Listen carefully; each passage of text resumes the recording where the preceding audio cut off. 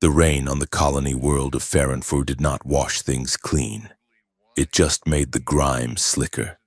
It was a heavy, oily downpour that smelled of burning ozone and sulfur, coating the neon signs of the lower district in a film that refracted the light into greasy rainbows. Jack sat cross-legged on the floor of his cramped workshop, a soldering iron held between his teeth like a cigar as he manipulated the delicate internals of a smashed data pad. He was 30 years old, though the flickering blue light of his workspace made him look older, highlighting the grease smudge on his cheek and the premature weary lines around his eyes. He was a man built of wire and nervous energy, lean and scarred from a lifetime of fixing things that powerful people wanted to stay broken. The workshop was a chaotic nest of stripped circuit boards, stolen sensory drives, and hanging cables that swayed gently in the draft from the ventilation unit. This was his kingdom, a 10 by 10 box sandwiched between a noodle bar and a black market organ clinic. Jack spit the soldering iron onto the metal tray and wiped his hands on his trousers. He tapped the logic core he had just bypassed.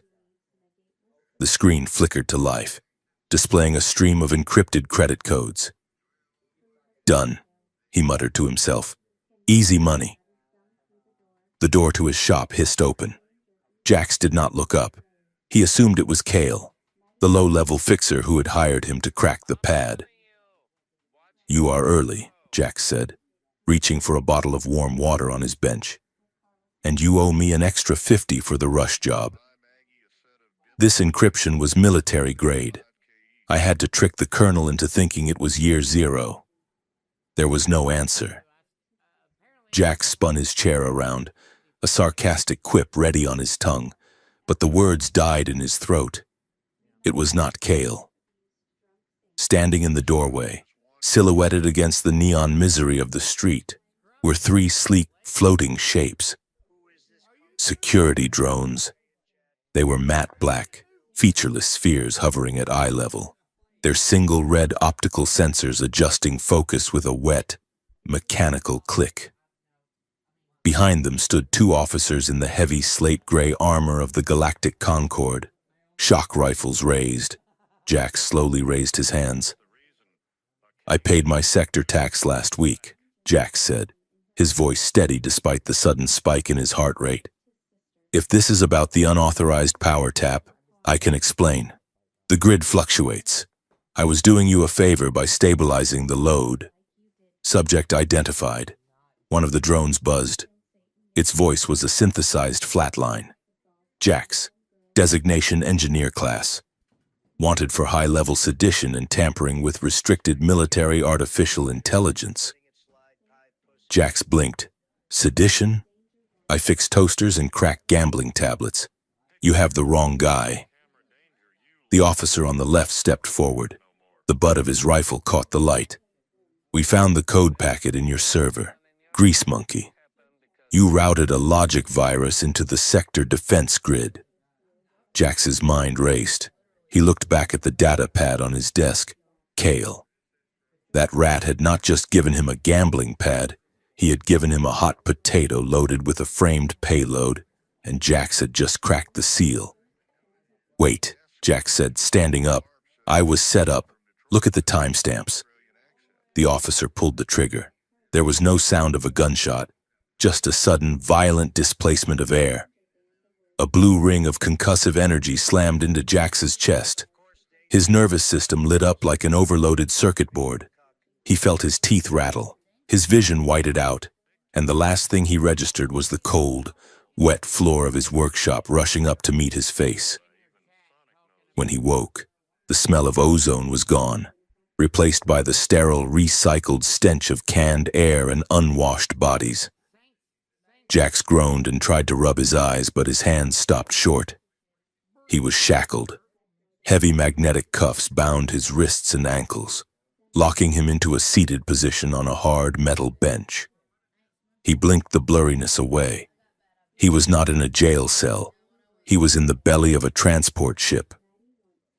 The hum of the engines was a deep, subsonic vibration that rattled his bones. Rows of other prisoners sat strapped along the walls, a grim gallery of the galaxy's unwanted. There was a hulking, four-armed reptilian mercenary weeping softly in the corner, a twitchy avian thief preening its molting feathers, and a dozen humans looking as pale and sick as Jax felt. Above them, a massive holographic strip ran along the ceiling of the cargo hold, playing a loop of vibrant, high-definition advertisements that contrasted cruelly with the gloom of the prisoner deck. The hologram showed a massive space station shaped like a predatory flower, its petals rotating slowly against the backdrop of a purple nebula. Text scrolled across the image in gold, explosive fonts. Virox Prime, the playground of the stars. The image shifted to a chaotic, dazzling scene inside a colossal arena. Gravity seemed to be a suggestion rather than a law. Islands of rock floated in midair. Rivers of burning plasma defied physics, spiraling upward. And in the center, two blurred shapes collided with enough force to send shockwaves rippling through the energy shields. The Unbeatable Gladiator arena. A voice boomed from the speakers, cheerful and terrified all at once. Where legends are forged in blood. Place your bets. Make your fortune. Watch the galaxy's greatest warriors fight for the ultimate prize, survival. Jax leaned his head back against the vibrating bulkhead. He knew where they were going. Everyone knew Virox Prime. It was the drain where the Concorde flushed its problems. If you were a political dissident, a traitor, or just inconvenient, you went to the arena. It was a death sentence packaged as primetime entertainment. He looked at the human next to him, a shivering kid who could not be more than 20. First time traveling first class? Jax asked. The kid looked at him with wide, terrified eyes. We are going to die. They say the survival rate is 0.03%. Jax forced a grin. It felt brittle on his face. Look at the bright side. With those odds, think of the payout if you win. You could buy your own moon. I do not know how to fight, the kid whispered. I am an accountant. I embezzled 2,000 credits. Jax shrugged, rattling his chains. I am an engineer. I fix things. I suspect we are about to learn that fixing things and breaking things are just two sides of the same coin. The ship shuddered violently as it dropped out of warp. The holographic ad flickered and changed to a live feed of the arena floor. A massive creature with chitinous armor was holding a severed head aloft while the crowd screamed in a frenzy of bloodlust. Jax swallowed hard, the taste of bile rising in his throat. He was scrappy. He had survived gang wars in the colony slums and shock raids by the police. But this was a machine designed to grind meat into money. The airlock hissed.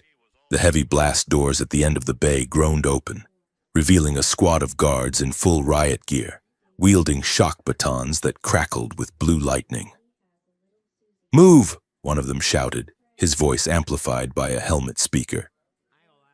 On your feet, maggots. Welcome to the show. Jax was hauled to his feet, his legs numb from the restraints. He was herded out of the ship and into the bowels of the station. The transition was jarring. One moment they were in the grim dark of the transport. The next they were marching through a wide, transparent tunnel suspended over the station's central plaza. Below them, thousands of wealthy tourists, gamblers, and elites mingled in a wash of luxury. Jax saw fountains of liquid gold, floating casinos and pleasure gardens.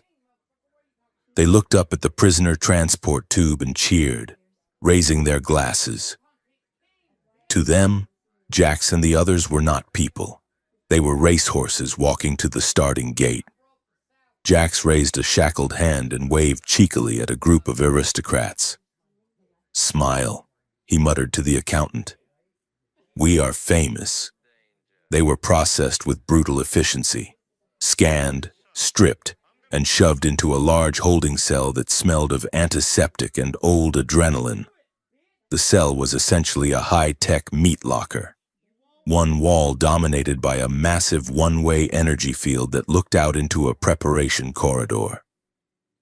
Jack slumped against the back wall, trying to control his breathing. His heart was hammering a frantic rhythm against his ribs. He needed to think. He needed a schematic. If he could see the wiring of the door, the frequency of the energy field, maybe he could. "Look," the avian prisoner hissed, pressing its beak against the energy field. "It is her." The whisper spread through the cell like a contagion. Even the weeping reptile fell silent. Jax pushed himself up and walked to the barrier. On the other side of the glass, walking down the pristine white corridor flanked by 4 honor guards, was a nightmare dressed in elegance. She was tall, easily 7 feet, with skin the color of twilight, a deep, iridescent violet that seemed to absorb the harsh station lights. Her body was a masterpiece of lethal biology, lithe and powerful, clad in minimal, shifting armor that looked like liquid mercury. But it was her face that froze the blood in Jax's veins. She had 4 eyes. The primary pair were large and golden, burning with a cold, bored intelligence.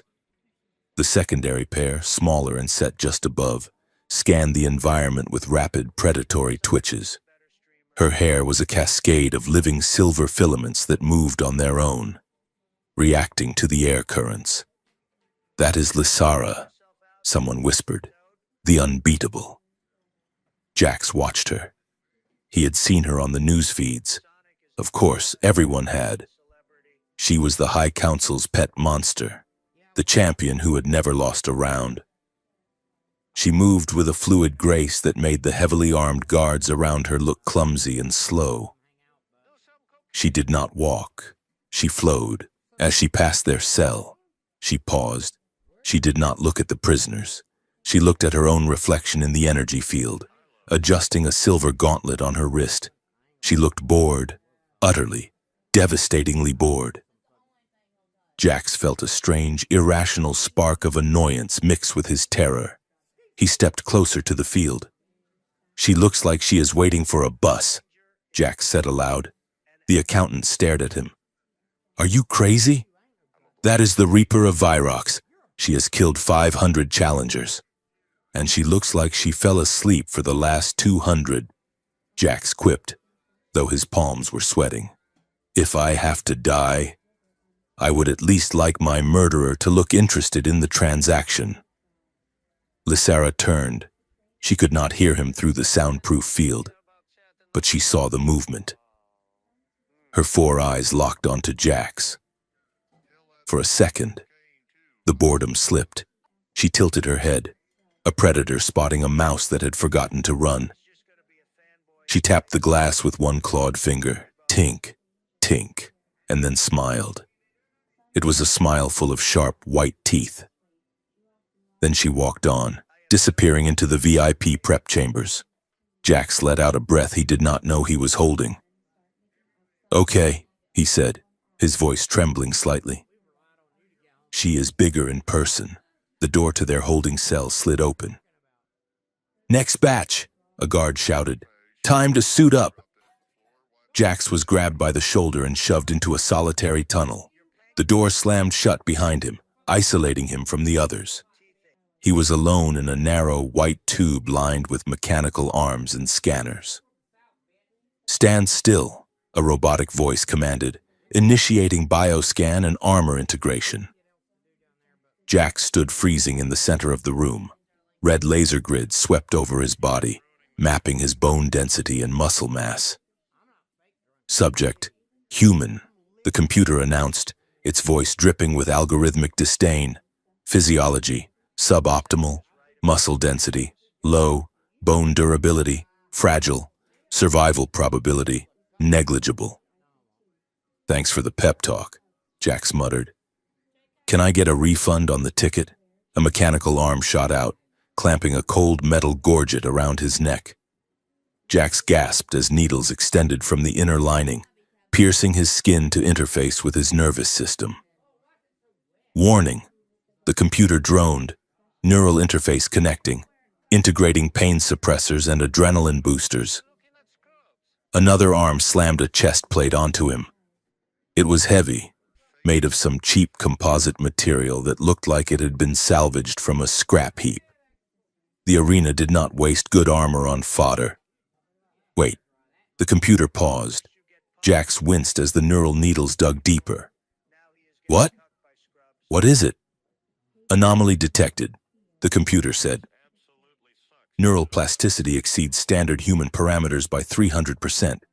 Subject nervous system is adapting to the interface protocol. Jax gritted his teeth. Yeah. Well, I have spent my whole life plugging my brain into illegal hardware. I have got calluses on my synapses. Just give me the suit. The machine seemed to hesitate, processing this data, before resuming its brutal work. It snapped greaves onto his legs and gauntlets onto his arms. The armor hummed, syncing with his movements. It felt heavy, clunky, and cheap. But as the interface clicked into place, Jax felt a sudden clarity. He could feel the suit's power levels as if they were his own pulse. He could sense the battery drain in the left knee servo. He flexed his hand. The servo whined. Garbage, he whispered. The lateral gyroscope is misaligned. Armor application complete. The computer declared. Proceed to the pre-arena chamber. Good luck. Meet.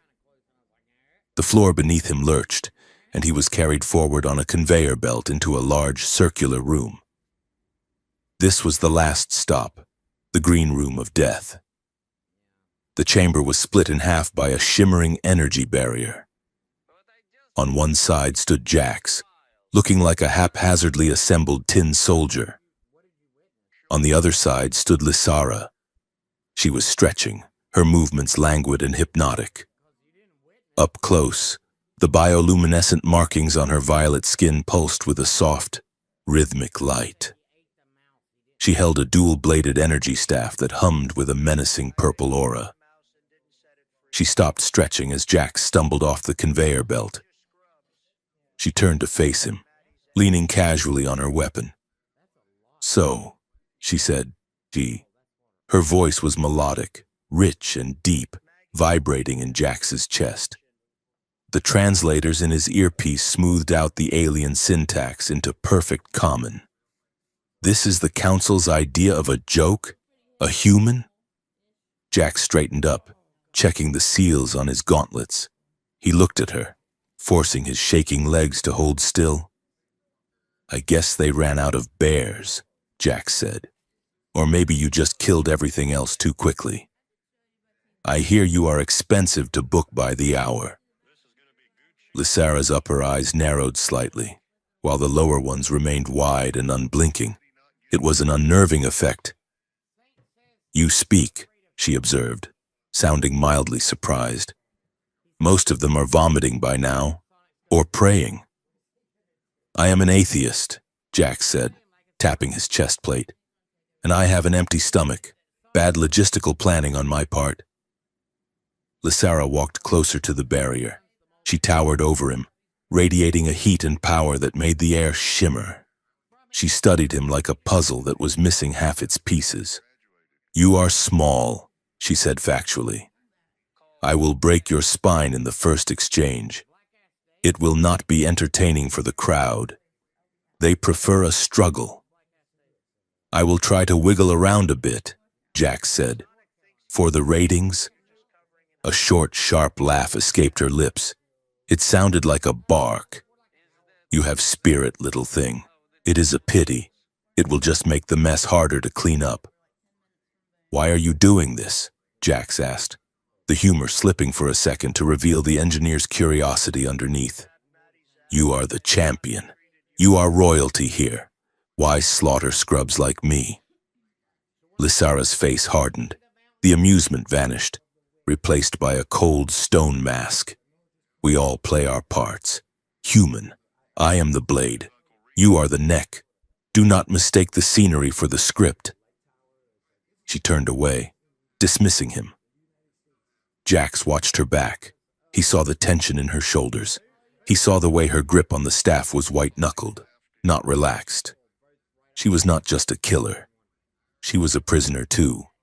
A very expensive, very dangerous prisoner. "Hey," Jax called out. She paused but did not turn. "My name is Jax." Lysara glanced over her shoulder. Her silver hair shifted like a veil. "Goodbye, Jax." A siren blared, loud enough to rattle teeth. The floor beneath them began to rumble. The circular platforms they were standing on detached from the surrounding deck. "Here we go," Jax whispered, grabbing the safety rail of his platform. They began to rise. The ascent was rapid. They shot upward through a dark, cylindrical shaft. The noise grew louder, a dull roar that sounded like the ocean during a hurricane. It was the crowd, millions of them. Jax glanced at the biomonitor on his wrist display. Heart rate, 110. High, but steady. He looked across the gap at Lysara's rising platform. She was perfectly still, a statue of violet marble. She looked at him again. She checked a display on her own gauntlet, likely showing his vitals. Her eyebrows, delicate arches of silver, lifted. "Your heart," she called out over the rising roar of the crowd and the machinery. "It is steady." Jack shrugged. He was terrified. Yes, but he was also an engineer inside a giant machine. He was looking at the hydraulic pistons passing by in the shaft. He was listening to the frequency of the anti-gravity generators. He was analyzing the problem. "I am just wondering," Jax yelled back, "if the gravity plating is inverted, does that mean I fall up when you hit me?" Lysara stared at him. For the first time, there was no contempt in her four eyes, only a profound confusion, and perhaps a flicker of genuine curiosity. "You are a strange creature," she said. The shaft ended. The darkness vanished in an explosion of blinding white light. The roar of the crowd hit them like a physical blow, a wall of sound that shook the armor on Jax's body. Millions of voices screaming in unison. "Ladies and gentlemen, sentient and sapient." The announcer's voice boomed from every direction, echoing from the heavens. The platforms locked into place. Jax shielded his eyes against the glare. As his vision adjusted, the scale of the arena revealed itself. It was a world within a world. Floating islands of obsidian rock drifted through a sky that burned with artificial auroras. Rivers of neon plasma cascaded down invisible walls. The audience was a sea of light stretching up into the dome, miles above. "Welcome to the main event." A giant holographic projection of Jax's terrified face appeared in the sky, 50 stories tall, next to a towering image of Lysara looking like a goddess of war. For the first time in the history of the Unbeatable arena, the announcer screamed, whipping the crowd into a frenzy. "We offer a sacrifice from the primitive rim. A human." The crowd laughed. A billion beings laughed at once. It was a sound of pure cruelty. Jax looked across the shifting, floating battlefield at Lysara. She spun her staff, the energy blades igniting with a snap hiss of burning violet power. She dropped into a combat stance, ready to pounce. Jax raised his fists. His cheap armor creaked. He looked at the floating rocks. He looked at the energy emitters humming in the ground. He looked at the impossible odds. And he grinned. "Okay." He whispered to the roaring galaxy. "Let's see how this thing is wired." The floor of the Unbeatable Gladiator arena did not just move. It breathed. Jax felt the vibration through the soles of his cheap standard-issue boots a second before the world turned upside down. The colossal machinery beneath the arena floor, a labyrinth of hydraulic pistons and magnetic levitation coils that must have consumed enough power to light a small moon, groaned in a deep, subsonic register. The announcer's voice boomed from the heavens, drowning out the roar of the crowd. Stage 1, the shattered expanse. With a sound like a cracking glacier, the pristine white floor fractured. Hexagonal pillars of basalt, each 20 feet wide, shot upward into the air, creating a chaotic forest of stone columns.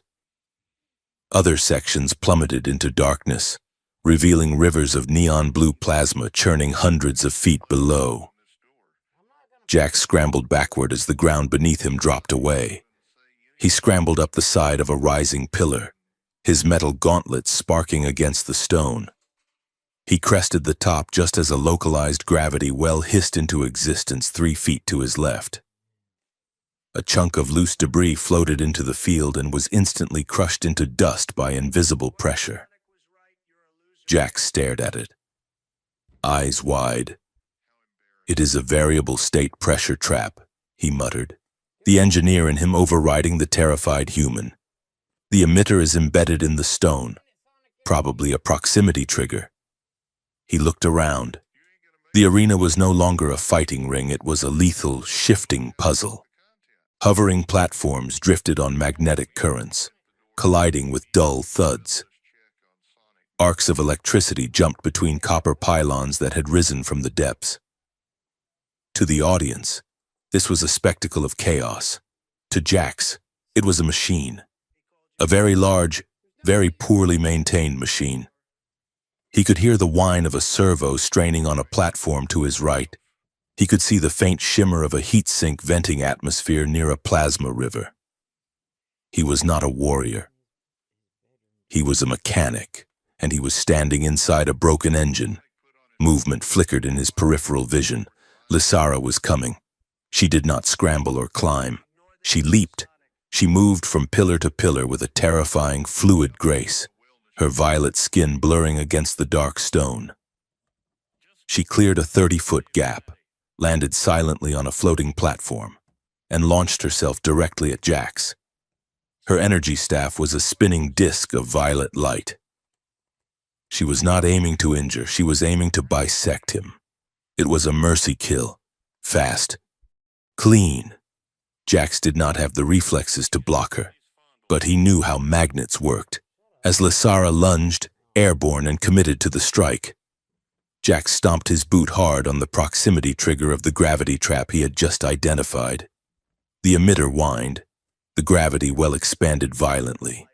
It did not catch Jax, who had thrown himself flat on the stone. It caught Lysara. The invisible force slammed into her mid-air, yanking her trajectory sideways.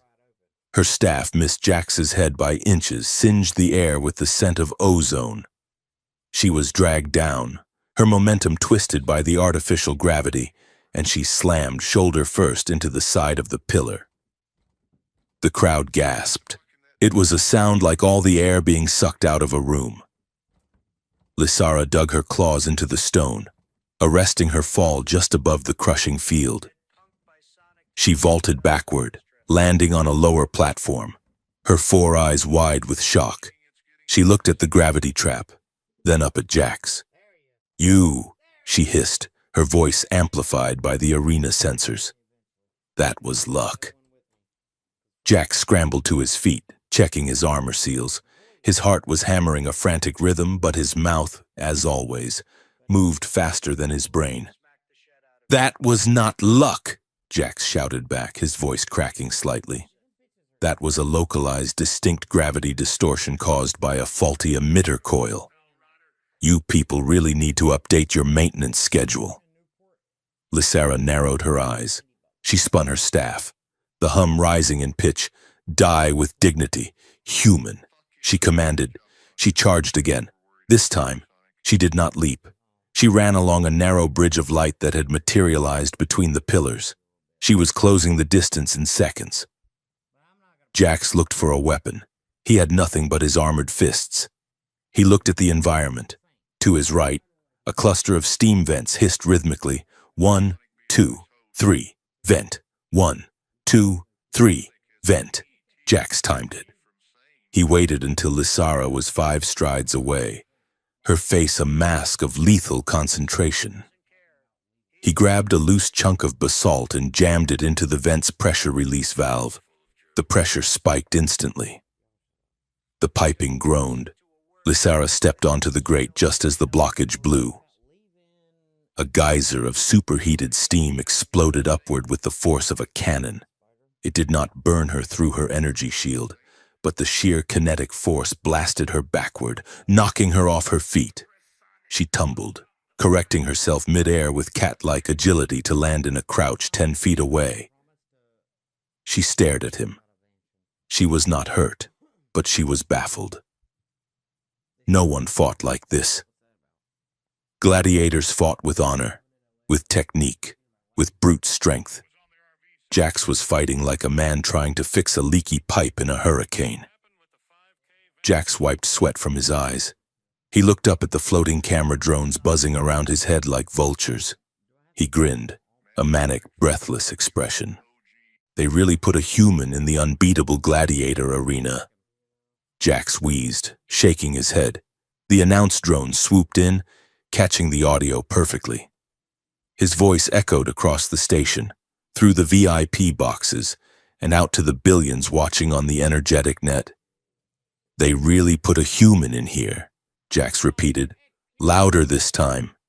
And nobody told you the floor servos are out of alignment. Lysara stood up slowly. She was not attacking. She was watching him. For the first time in her career, the unbeatable champion had failed to secure a kill in the first 60 seconds. Up in the announcer's booth, the commentator, a three-headed avian with a voice like gravel, stared at his monitors. He looked at the timestamp. He looked at the betting odds on his screen, which were fluctuating wildly. He keyed his microphone, letting out a nervous, cackling laugh. Well, folks, it looks like we have a historic moment on our hands. The meat is still moving. Bookies stopped taking bets after round 1. Folks. The effect of those words was instantaneous and catastrophic. High above the arena, in the luxurious gold-plated viewing boxes of the elite, chaos erupted. The betting markets of the Galactic Concord were not just a pastime. They were a foundational pillar of the economy. Trillions of credits flowed through the arena exchange every hour. Entire planetary budgets were balanced on the certainty of Lysara's victories. The odds on the human surviving the first minute had been 50,000 to 1. When Jax failed to die, the algorithms broke. A bulbous, slug-like Hoodian ambassador smashed a crystal goblet of nectar against the wall. "He is supposed to be dead," the ambassador roared, his jowls quivering. "I put the GDP of the Krylon system on a 40-second decapitation." Next to him, a frantic bookie with cybernetic eyes was screaming into a comms link. "Close the market! Close it!" The algorithm cannot calculate the payout on a survival event. We do not have the liquidity. On the holographic trading floors of Verox Prime, red lines plummeted. The stock of the Arena Corporation nosedived. Panic spread like a virus. Shadows moved in the back of the boxes, assassins and fixers whispering into wrist comms, demanding to know who had rigged the fight, who had authorized the human, and why he was currently lecturing the champion about steam pressure.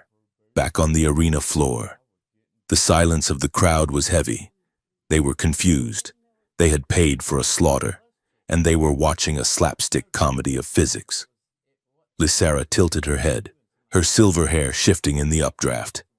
The contempt in her eyes had vanished, replaced by a burning, intense focus. She deactivated one end of her staff, shortening it into a single-bladed spear. "You are not a warrior," she said, her voice carrying across the quiet arena. "No," Jax said, backing away slowly as a platform drifted between them.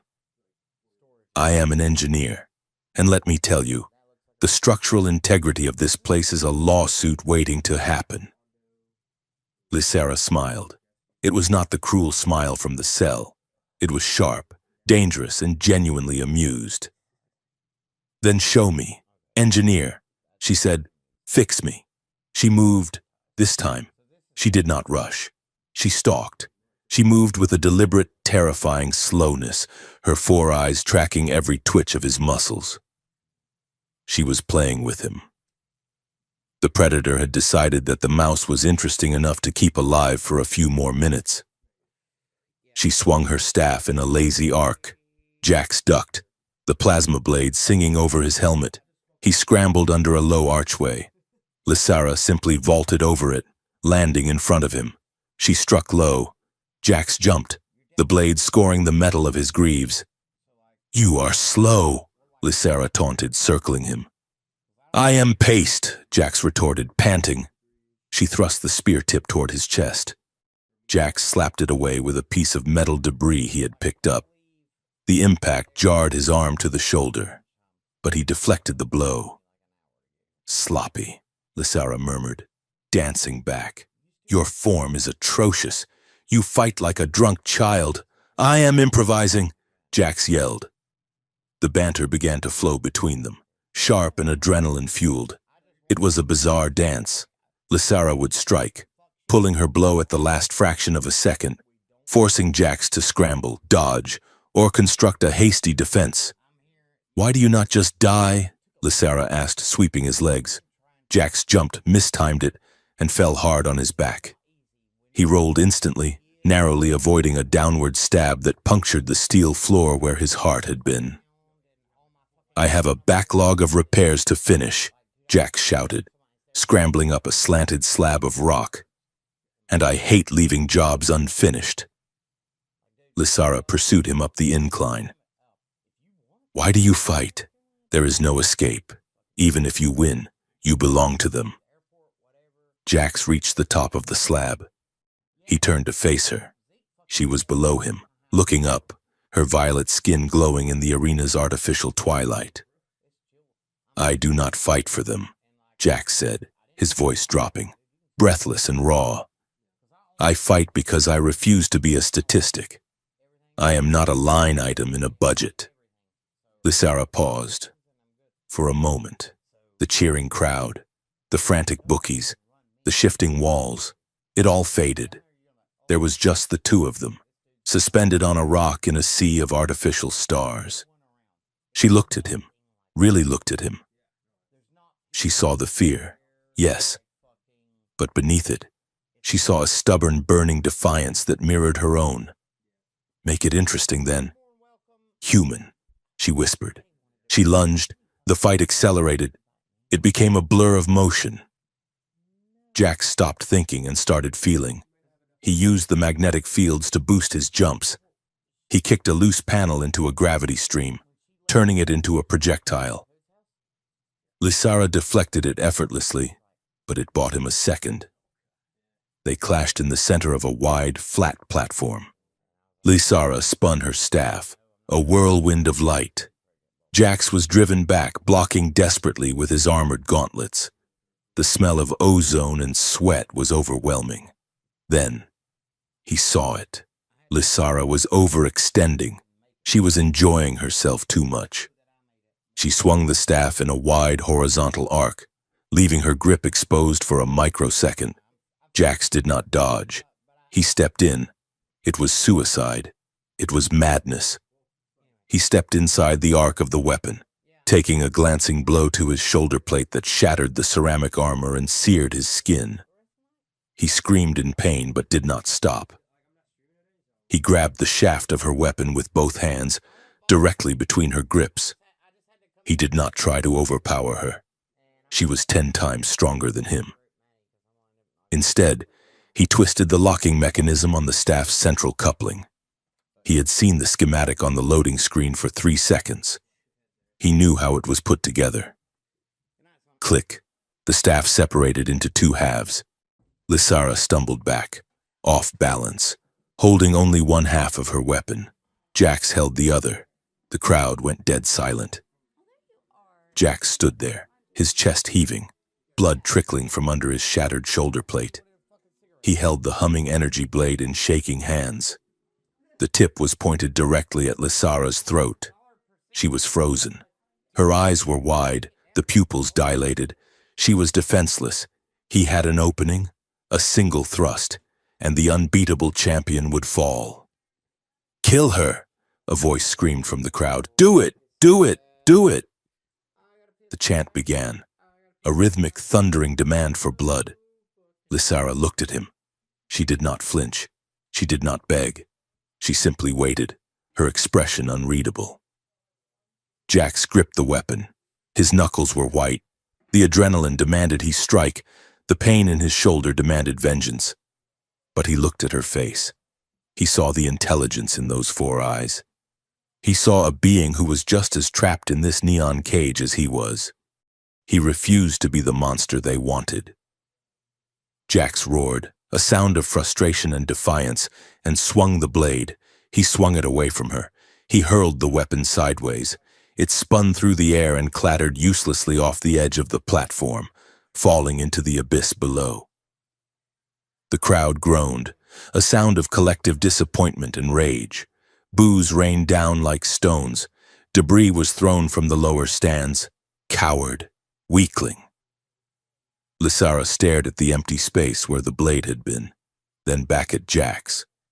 She looked as if he had slapped her. "Why?" she mouthed. The word was lost in the noise, but Jax saw it. He did not answer. He just stood there, hands open, empty, and shaking. Suddenly, the arena lights strobed red. A harsh digital buzzer cut through the noise. Anomaly detected, the arena AI announced. Its voice was devoid of emotion, a sharp contrast to the hysterical commentator. Combatant parity exceeds statistical models. Dual survival probability, 99%. The floating platform stopped moving. The gravity stabilized. Match terminated. The AI droned. Result, indeterminate. Initiating rematch protocol. Scheduling legendary gauntlet. The energy barriers around the platform slammed back into place, separating Jax and Lysara. The floor began to lower, descending back into the dark belly of the station. Lysara stood on her side of the barrier, watching him. She did not take her eyes off him until the darkness swallowed them both. The sublevels of the arena were a stark contrast to the glitz above. Here, the walls were gray durasteel, stained with rust and old blood. The air was cold and smelled of disinfectant. 2 guards dragged Jax down the corridor. His legs were jelly. The adrenaline crash was hitting him hard. His shoulder burned where the plasma had grazed him. "Move it! Scum!" The guard grunted, shoving him forward. "You cost me 500 credits today." They passed a row of high-security containment cells. In one of them, behind a shimmering force field, Lysara paced like a caged tiger. She stopped as they dragged Jax past. "Halt!" she commanded. The guards hesitated. Even behind bars, Lysara carried the authority of a queen. They stopped. Lysara stepped up to the field. She was stripped of her armor now, wearing only a simple bodysuit. The bioluminescence on her skin was pulsing rapidly, betraying her agitation. "Why?" she demanded. Her voice was tight, angry. "You had the kill. You had the victory. You could have been a hero to them." Jax leaned against the wall, trying to stay upright. He wiped a smear of blood from his lip. "I do not want to be their hero," Jax rasped. "And I am not their executioner." "You are a fool," Lysara spat, though there was no venom in it. "Mercy is a weakness here. It will only make your death slower next time." Jax looked at her. He was exhausted, battered, and terrifyingly close to a woman who could snap his neck with one hand. And yet, he felt a pull, a magnetic attraction stronger than anything in the arena. "I am not their weapon," Jax said softly, "and I am not your monster." Lysara went still. She pressed a hand against the energy field. The hum of the barrier was the only sound in the corridor. She leaned in close, her face inches from the crackling energy. Her 4 eyes searched his face, dissecting him. "You are infuriating," she whispered. Her nostrils flared slightly. "And your scent, it is distracting. You smell like ozone and fear and something else, something volatile. Jax let out a shaky laugh. He stepped closer, daring to bridge the gap. He could feel the heat radiating from her. "And you," he said, his voice dropping to a murmur that the guards could barely hear. "You are the most terrifying thing I have ever met." Lysara's lips parted slightly. "And?" she challenged. "And the most beautiful thing I have ever almost kissed." Jax finished. The silence that followed was heavy, charged with electricity. Lysara's eyes widened. For a second, the predator was gone, replaced by something raw and stunned. She looked at his mouth, then back to his eyes. "Get moving!" the guard barked, breaking the spell.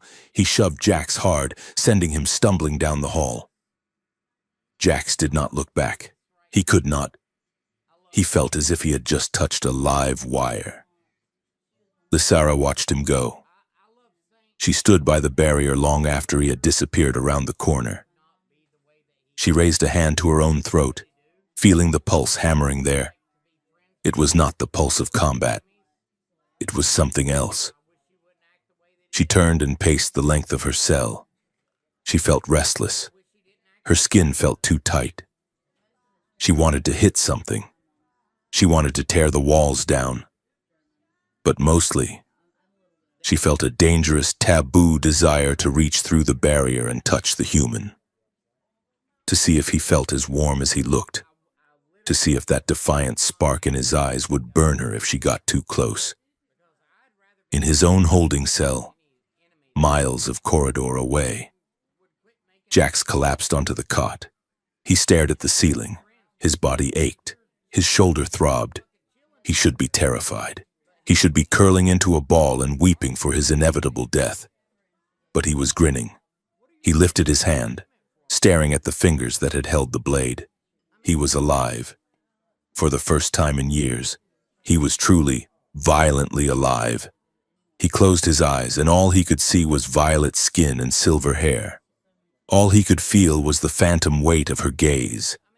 She had awakened something in him, something feral, something bright. He realized it with a jolt of panic and exhilaration that he did not just want to survive the arena, he wanted to impress her. Jax laughed into the silence of his cell. "I am in so much trouble," he whispered. Above them, the station buzzed with the fallout of the fight. But down in the dark, the real game had just begun. And the stakes were no longer just life and death. They were something far more dangerous. The High Council chamber was not designed for comfort. It was designed for intimidation. It was a vast, cylindrical room buried deep within the core of Virox Prime, lit only by the cold, blue phantom light of holographic projectors.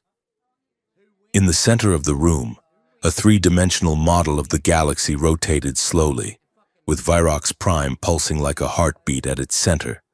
Around the perimeter, seated on floating thrones that kept them perpetually looking down on anyone who entered, were the 5 members of the High Council.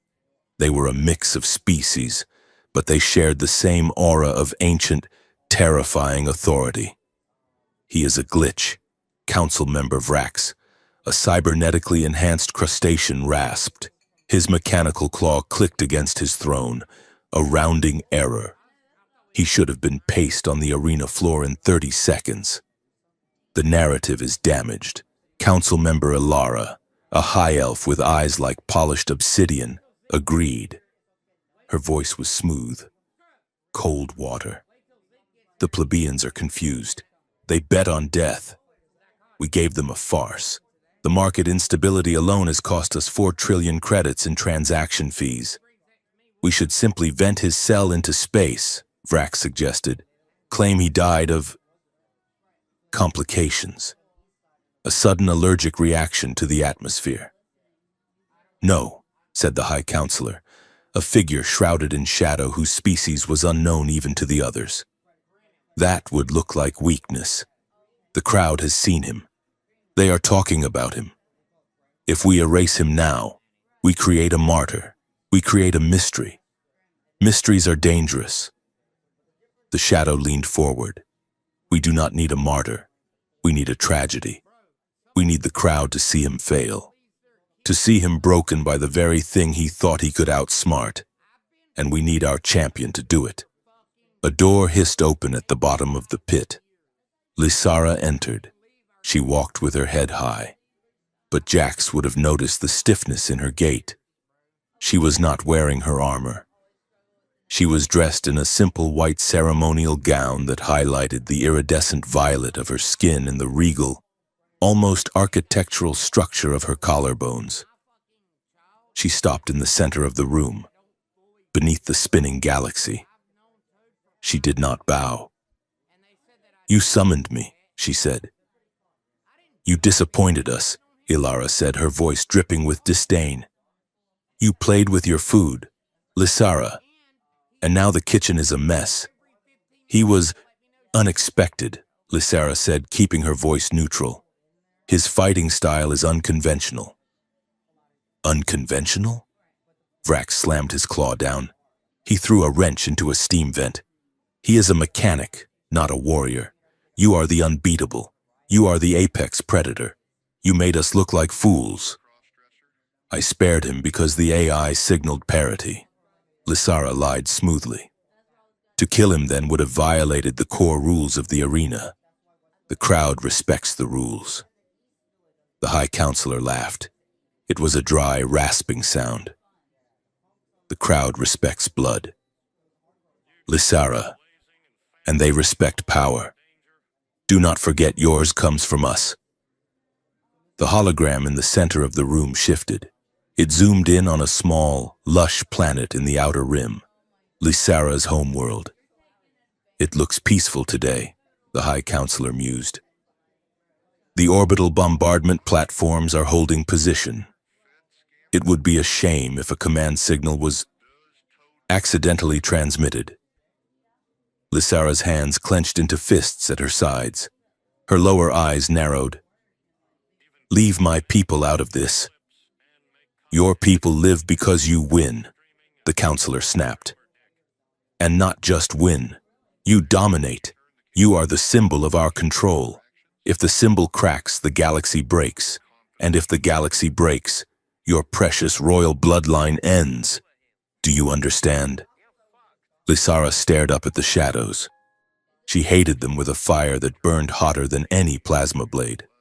But she bowed her head. "I understand." "Good," the counselor said. "The next phase is the gauntlet. You will face the human again. And you will not just beat him. You will break him. You will show the galaxy that hope is a rounding error." While Lysara was being threatened with genocide, Jax was being dissected by lasers. He lay on a cold metal slab in the medical bay, surrounded by whirring machines that scanned every inch of his body. Beams of red light played over his skin, mapping his nervous system, his bone structure, his DNA. "Interesting," the medical AI droned. "Very interesting." Jax stared up at the ceiling. Is it fatal? Is it a tumor? Is it a sandwich? "I am starving." Subject displays significant neural scarring consistent with long-term exposure to illegal electromagnetic flux, the AI noted. "But the tissue has not degraded. It has hardened. Micro-adaptations in the synaptic pathways." Jack sighed. "That is what happens when you spend 10 years sleeping next to unshielded reactor cores. I call it character building. It makes you highly compatible with the arena's interface protocols." The AI concluded, "You are interfacing with the environmental systems faster than the dampeners can compensate. Theoretically, you should be dead." "I get that a lot," Jax mumbled. A side door slid open, and a young technician scurried in. He was a small, nervous-looking rodent-like alien with large ears and twitchy whiskers. He was carrying a tray of nutrient paste. "Medical cycle complete," the technician chirped, dismissing the AI. "I will handle the post-scan calibration." The AI retreated into the ceiling. The technician looked around nervously, then hurried over to Jax. He dropped the tray and pulled a real, actual apple out of his pocket. "Eat this," he whispered. "The paste tastes like recycled cardboard." Jax sat up, grabbing the apple. "Thanks. Who are you?" "Kiro," the technician said, tapping away at the console. "Junior systems analyst. I saw the fight." Jax took a bite of the apple. It was mealy and bruised, but it tasted like heaven. "Did you lose money?" Kiro stopped typing. He looked at Jax, his dark eyes serious. "No. I won. I bet 5 credits on you." Everyone laughed at me. Jax chewed slowly. "Smart investment." Kiro leaned in closer, his voice dropping to a whisper.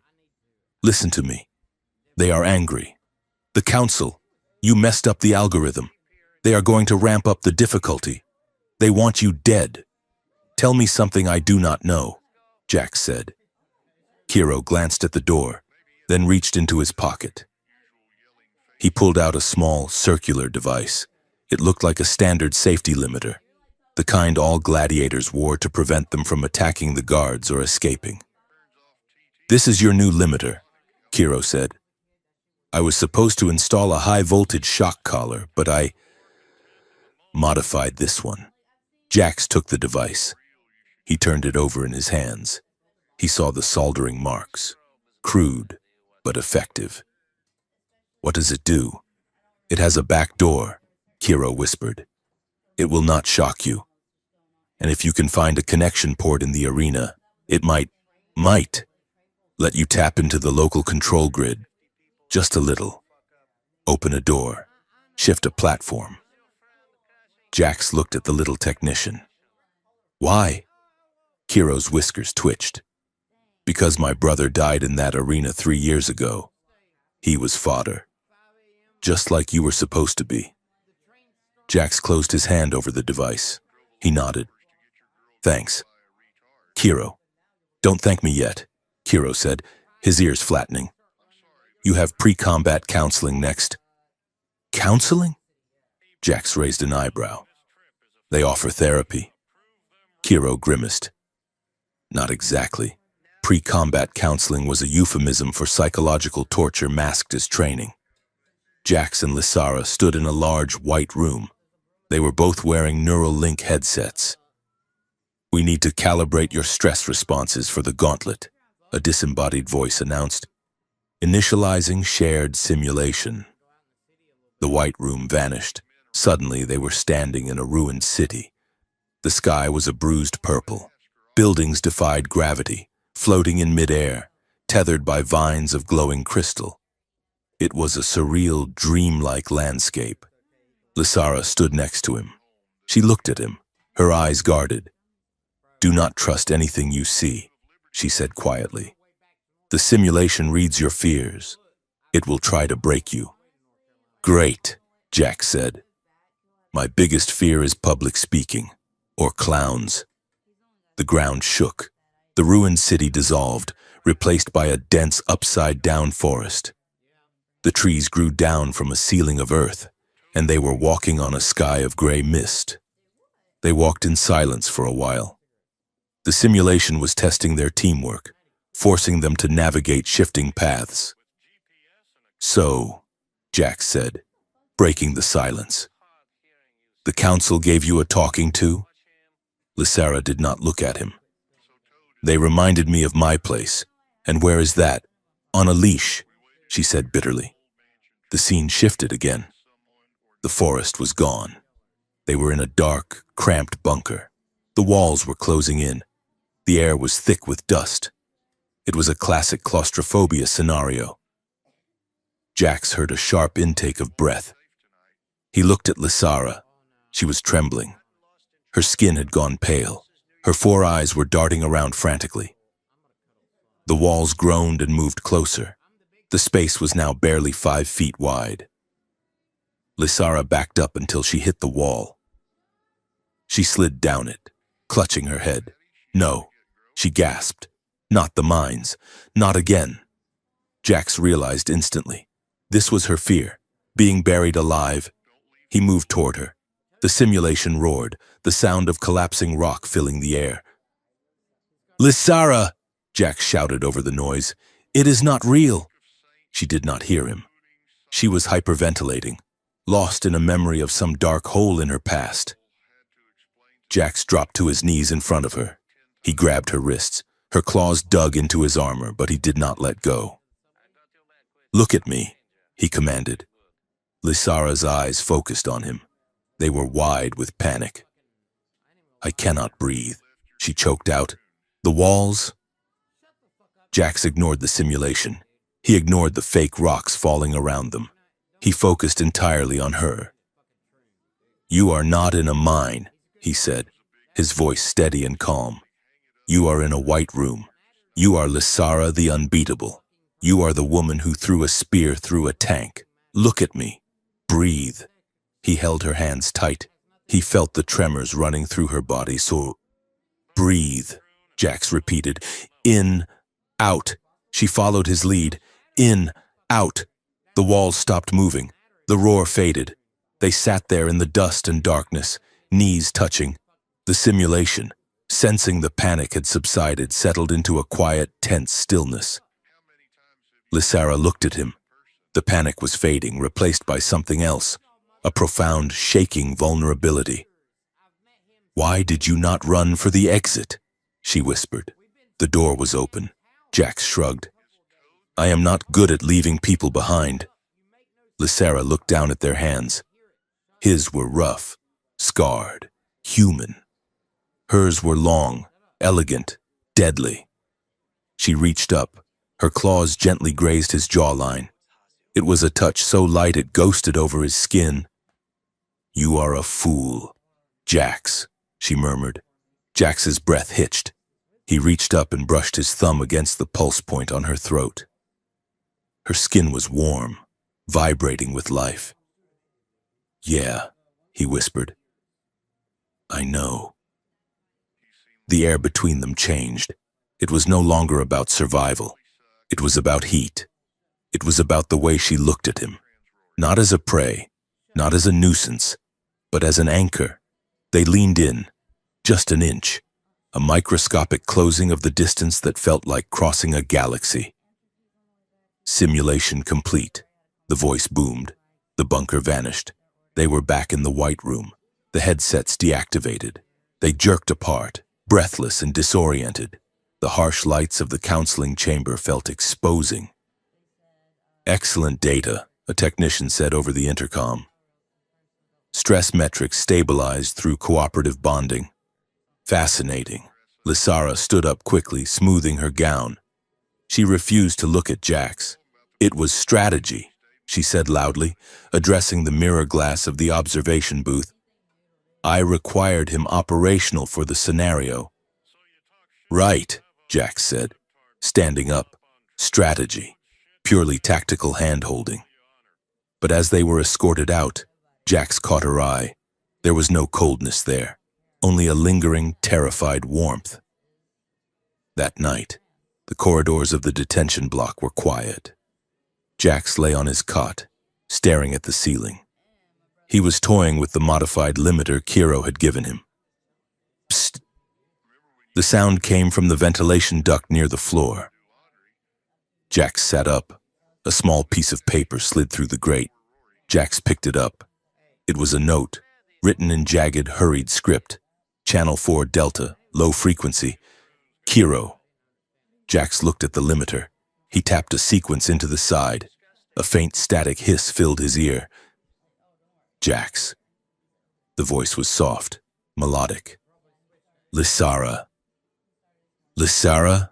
Jax whispered. "You are on this frequency?" "Kiro gave me a patch," she said. Her voice sounded clear, as if she were right next to him.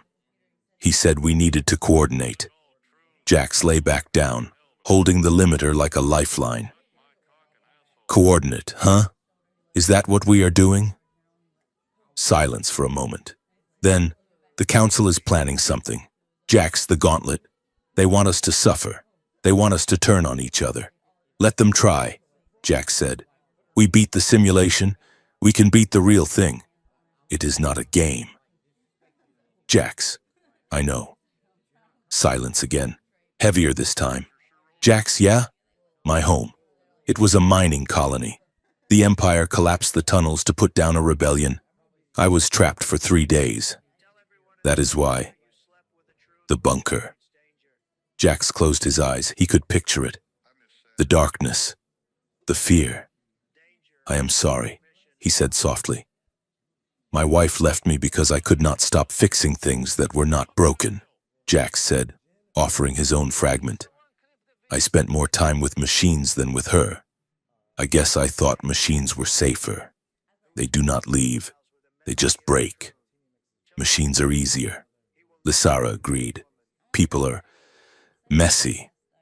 Yeah. They lay there in the dark, separated by walls of steel and energy fields, but connected by a thread of static. We have to work together, Lysara said, in the gauntlet. We have to pretend we are fighting, but we help each other. We make it look like a rivalry. Fake hatred? Jax asked. I can do that. I hate plenty of things. Broccoli, Mondays, the Empire. Be serious. Jax, I am serious. I am very good at faking things. Are you faking this? She asked. The question hung in the air. Faking what? Jax asked, his heart thumping. This partnership, this trust. Jax smiled in the dark. No, I am not faking this. Good, Lysara whispered. Because if you die, I will be very annoyed. I will try to avoid annoying you. Your Highness, go to sleep. Engineer. Good night. Gladiator. The connection clicked off. Jax stared at the ceiling. He felt a strange ache in his chest. It was a mixture of fear and hope. They were plotting treason. They were plotting survival. But mostly, they were plotting a way to stay close to each other in a universe that wanted to tear them apart. And that, Jax realized, was the most dangerous plot of all. The galaxy was watching. This was not hyperbole. Across the thousands of star systems that comprised the galactic concord, productivity had dropped by 40%. Factories slowed, senates paused, and starships drifted in idle orbit. Everyone was tuned into the feed from Verox Prime, the High Council, desperate to regain control of the narrative after the disastrous first match, had rebranded. They had taken the chaos Jax had caused and packaged it in sleek, violent marketing. They called it the Legendary Gauntlet.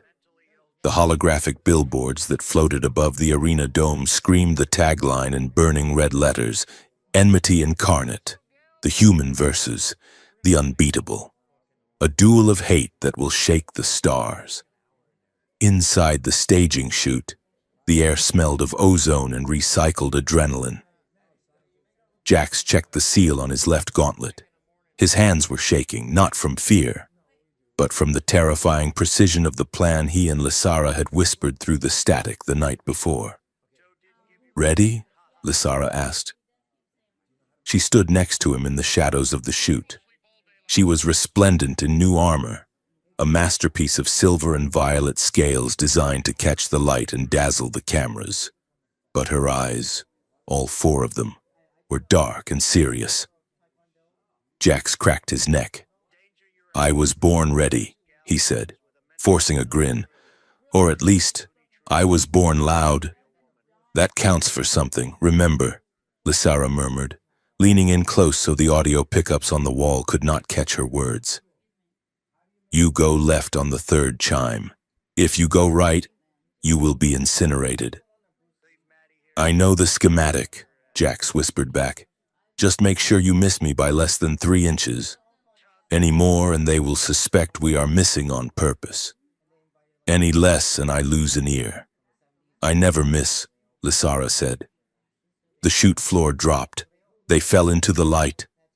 Stage 1 of the gauntlet was a nightmare of verticality. The arena had been reconfigured into a shifting labyrinth of floating crystal spires, suspended over a gravity well singularity that looked like a bruised purple eye staring up from the abyss. The crowd roared, a sound like a physical hammer blow. "Kill him," they chanted. "Break him." Jax hit the ground rolling. He came up on a narrow crystal bridge, 50 feet long and barely wide enough for his shoulders. Lysara landed on a spire opposite him. She did not hesitate. She launched herself into the air, screaming a war cry that chilled the blood. To the audience, it looked like a death lunge. To Jax, it looked like a calculated trajectory. He waited. He counted the beats of his heart. 1, 2. He dropped flat. Lysara flew over him, her energy staff spinning. The blade passed inches above his helmet, crackling with lethal power. But as she passed, she did not strike down. She struck out. Her staff slammed into the hidden sensor array embedded in the crystal wall behind Jax.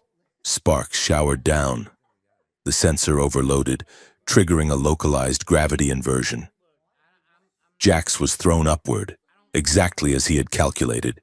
He flailed his arms, screaming dramatically for the cameras.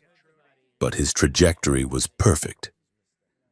He landed on a higher platform, safe from the crushing pressure wave that swept through the space he had just occupied. He scrambled to his feet and pointed a finger at Lysara, who had landed gracefully on a floating disc. "You missed," Jax shouted, his voice amplified by the drone hovering near his face. "Is that the best you can do?" "My grandmother throws slippers faster than that," Lysara snarled, baring her sharp teeth. "I will mount your head on my wall. Human!" She leaped again. They danced. It was a violent, chaotic ballet. To the uninitiated eye, it was a brutal struggle for survival. Lysara swung her blade with terrifying force, shattering crystal pillars and carving gouges into the floor.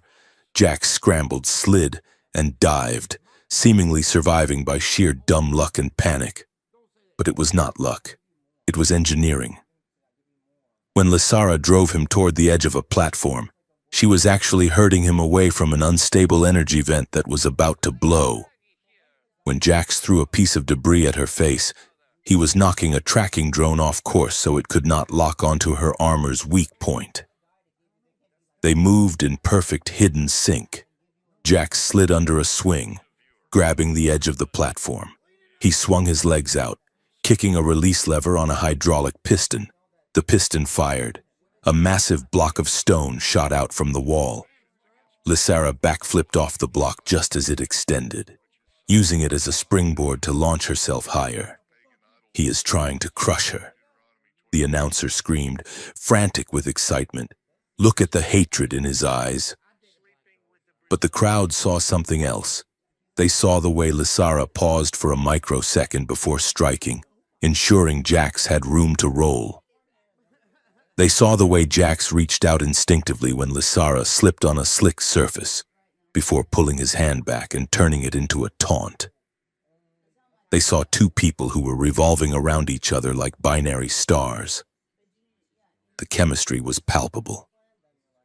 It radiated off the arena floor, a mix of violence and an unspoken electric connection that made the air feel heavy. In the VIP boxes, the aristocrats leaned forward, their drinks forgotten. They had paid for blood, but they were captivated by the drama. It was the ultimate romance, the predator and the prey, locked in a dance that could only end in death. Or so they thought. The round ended with a buzzer that shook the dome. The gravity stabilized. The crystal spires locked into place. Combatants returned to neutral zones. The AI commanded intermission initiated. Jax collapsed against a pillar, his chest heaving. Sweat ran down his face inside his helmet. Lysara landed 10 feet away, breathing hard, her skin glowing brightly with exertion. They looked at each other, just for a second. Jax winked. Lysara's mouth twitched, threatening a smile, before she turned her back and stalked toward the exit tunnel. The maintenance alcove was dark, smelling of hydraulic fluid and cold metal. It was a blind spot in the arena's surveillance grid. a tiny pocket of privacy Kiro had flagged for them on the schematic. Jax practically fell into the room, ripping his helmet off. He gasped for air, running a hand through his matted hair. That was too close. He wheezed. That last jump? You nearly took my nose off. Lysara followed him in, the door hissing shut behind her. She did not take off her armor. She paced the small space, her energy crackling. You were slow, she snapped. You missed the cue on the third platform. I had to adjust my strike mid-swing. If I had been a fraction of a second faster, you would be headless. I slipped, Jax argued, turning to face her. The condensation on that crystal is ridiculous. I am working with standard-issue boots here, not royal-grade grips. You are reckless, Lysara hissed, stepping closer. You act like this is a game. You are taunting the cameras while I am trying to keep you alive. I am selling the narrative, Jax shouted back, stepping into her space. If they think I am a joke, they underestimate me. If they underestimate me, we survive. We are not surviving. Lysara's voice rose, vibrating against the metal walls. We are delaying the inevitable. Do you know what the next stage is? Do you know what they have in the cages?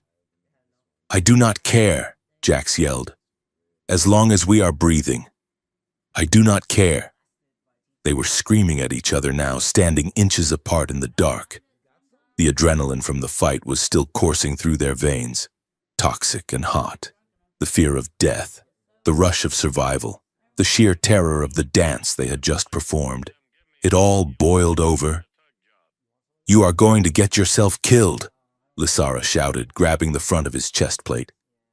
And I will be the one who has to watch it. I am not going to die. Jax grabbed her wrists, his grip desperate. I am not leaving you in this hellhole alone. The words hung in the air. Lysara froze. Her 4 eyes searched his face, wide and shimmering in the gloom. She saw the truth in his eyes. He was not afraid of dying. He was afraid of leaving her. The anger broke. It shattered into something else entirely. Jax. She breathed. She yanked him forward. It was not a gentle kiss. It was a collision. Lysara's mouth crashed against his. It was fierce, frightened, and hungry. It tasted of copper and ozone. Her hands let go of his armor and tangled into his hair, pulling him closer, as if she could merge their atoms together and make them unbreakable. Jax let out a sound that was half groan, half sob. He pressed her back against the cold metal wall, his hands finding the small of her back, pressing into the gaps of her armor to find the warmth of her skin. They kissed like it was the last thing they would ever do. It was messy and desperate. It was a release of weeks of terror and months of loneliness. It was a reclamation of their bodies in a place that claimed to own them. Lysara's claws dug into his shoulders, painful and grounding. Jax kissed her jaw, her throat, feeling the rapid, frantic pulse of her alien heart beating against his own. For a minute, the arena did not exist. The council did not exist. There was only the heat of their breath and the desperate friction of their bodies. They broke apart, gasping, foreheads resting against each other. Jax's hands were shaking as he cupped her face. Lysara's eyes were closed, her chest heaving. Okay, Jax whispered, his voice wrecked.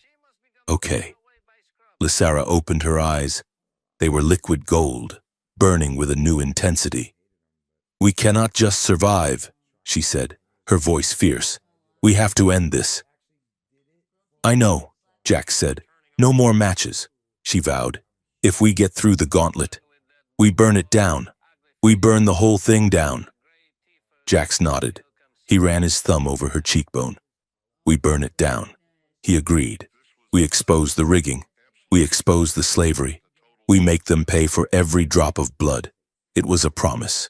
It felt heavier than the armor he wore. It was a vow of revolution, sealed with a kiss in the dark.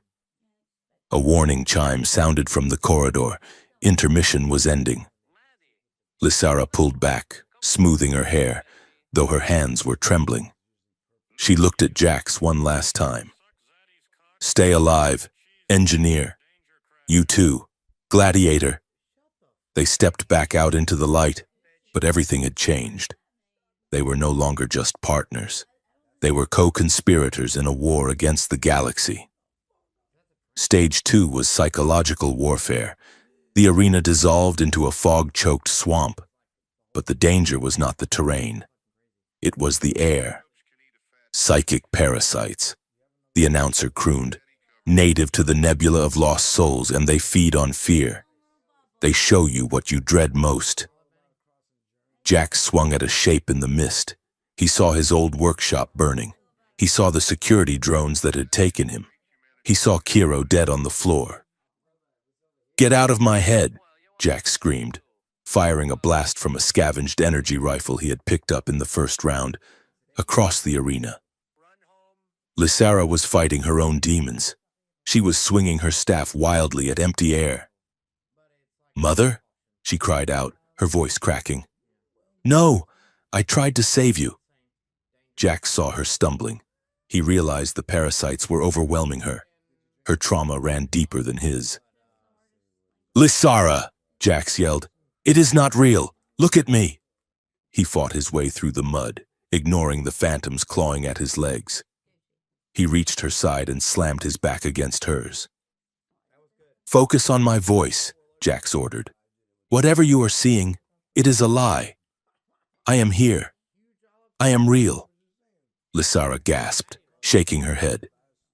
The visions cleared slightly at the sound of his voice. She felt the solid weight of him against her back. You are real, she whispered. Together.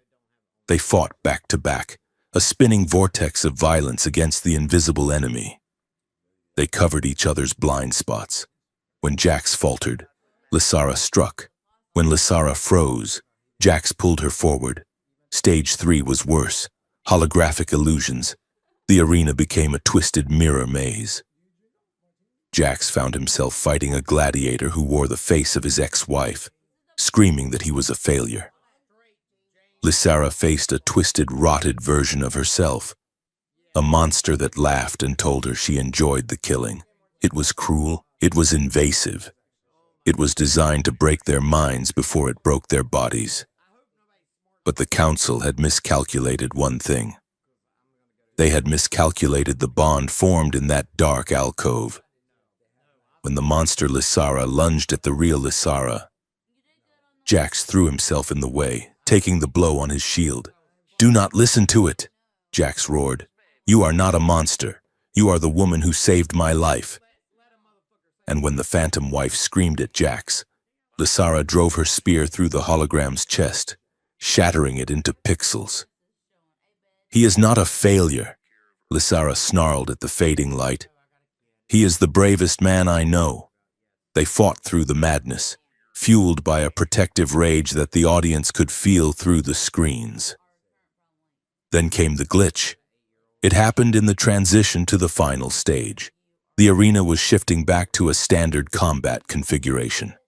A massive plasma barrier was supposed to rise, separating them from a pit of churning acid. Jax was standing on the edge, waiting for the barrier. It did not rise. The floor beneath him tilted. Jax slipped. He scrabbled for purchase, but the metal was slick with oil. He slid toward the acid. Glitch! He shouted. The barrier is down. It was not a glitch. High in the control booth, a council loyalist had overridden the safety protocol. It was an execution. Lysara saw him sliding. She saw the barrier fail. She saw the acid bubbling below. She did not think. She threw herself across the gap. She caught Jax's hand just as he went over the edge. The jolt nearly dislocated her shoulder. She dug her claws into the grating, holding his entire weight with one arm. Got you, she grunted, her teeth gritted in effort. But the council agent was not done. A turret mounted on the wall swiveled. It was supposed to be a non-lethal hazard, firing stun bolts, It fired a live plasma round. It was aimed at Jax's head. Lysara saw the muzzle flash. She could not pull him up in time. She could not deflect it. She twisted her body. She swung herself between Jax and the turret. The plasma bolt took her in the side. It burned through her armor.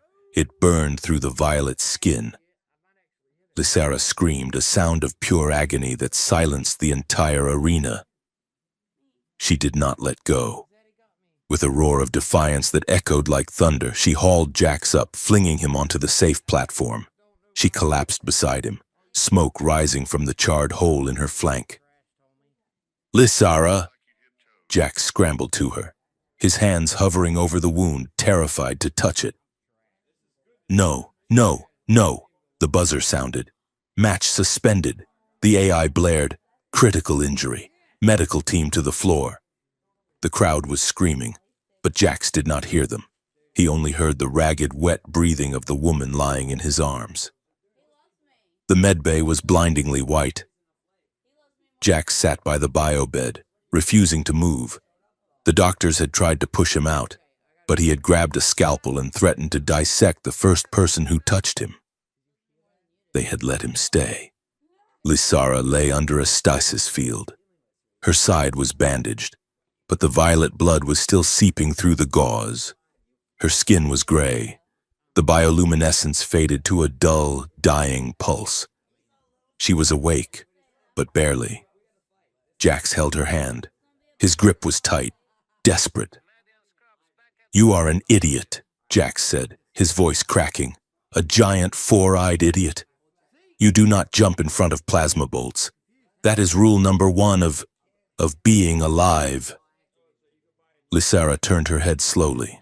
Her eyes were hazy with pain medication. "I calculated the trajectory," she whispered. Her voice was a rasp. "You calculated garbage," Jax snapped, though tears were streaming down his face, cutting tracks through the grime. "You almost died. Don't you dare die on me. Lysara, do not you dare." He squeezed her hand, pressing it to his forehead. "I still have to fix your toaster," he choked out, trying to joke. And we have a revolution to plan. You cannot lead a revolution if you are dead. It is bad for morale." Lysara looked at him. She felt the wetness of his tears on her hand. She felt the trembling of his body. In all her years in the arena, no one had ever cried for her. They had cheered for her. They had bet on her. They had feared her. But no one had ever cried, "Jax," she murmured. He looked up, his eyes red and raw. "You are the first person," she said, each word an effort. "The first person who ever saw me. I see you," Jax said fiercely. "I see you, Lysara." "Not the weapon," she said. "Not the symbol, just me. Just you," Jax affirmed. "Just the woman who eats apples with the skin on and is afraid of small spaces. That is who I see." Lysara closed her eyes. A tear leaked from the corner of one golden eye. "Losing you," she whispered, her voice fading as the drugs pulled her under. "It hurts worse than the fire." Jax bowed his head, kissing her knuckles. "I am here," he promised. "I am not going anywhere." High above, in a darkened observation deck, a figure watched the feed from the hidden medbay camera. It was Councillor Varric. He was the youngest of the High Council, a man who had always viewed the arena as a necessary evil for economic stability. He watched the human weeping over the alien gladiator. He watched the raw, undeniable love between two beings who were supposed to be enemies. He looked at the report on his screen, the report detailing the glitch that had nearly killed them. He knew who had ordered it. Varric touched the screen, freezing the image on Jax's face. "We have gone too far," he whispered to the empty room. He tapped a command on his console. "Record stream. Save to encrypted drive." He sat back in the shadows. The Empire was built on blood and spectacle. But as he watched the engineer holding the gladiator's hand, Varric realized that something stronger than fear had entered the arena, and it was going to destroy them all.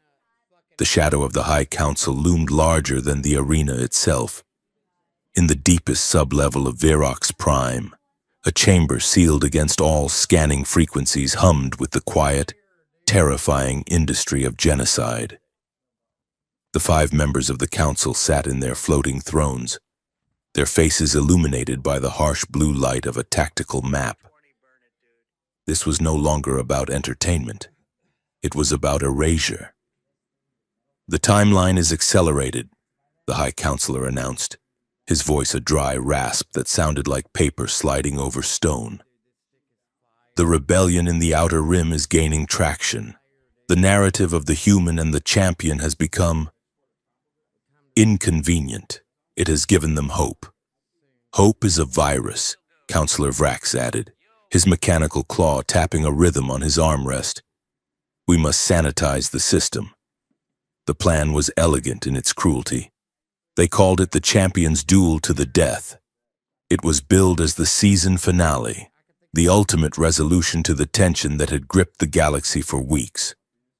But it was a lie. At the climax of the fight, a thermal charge planted in the lower spectator rings would detonate. Thousands would die.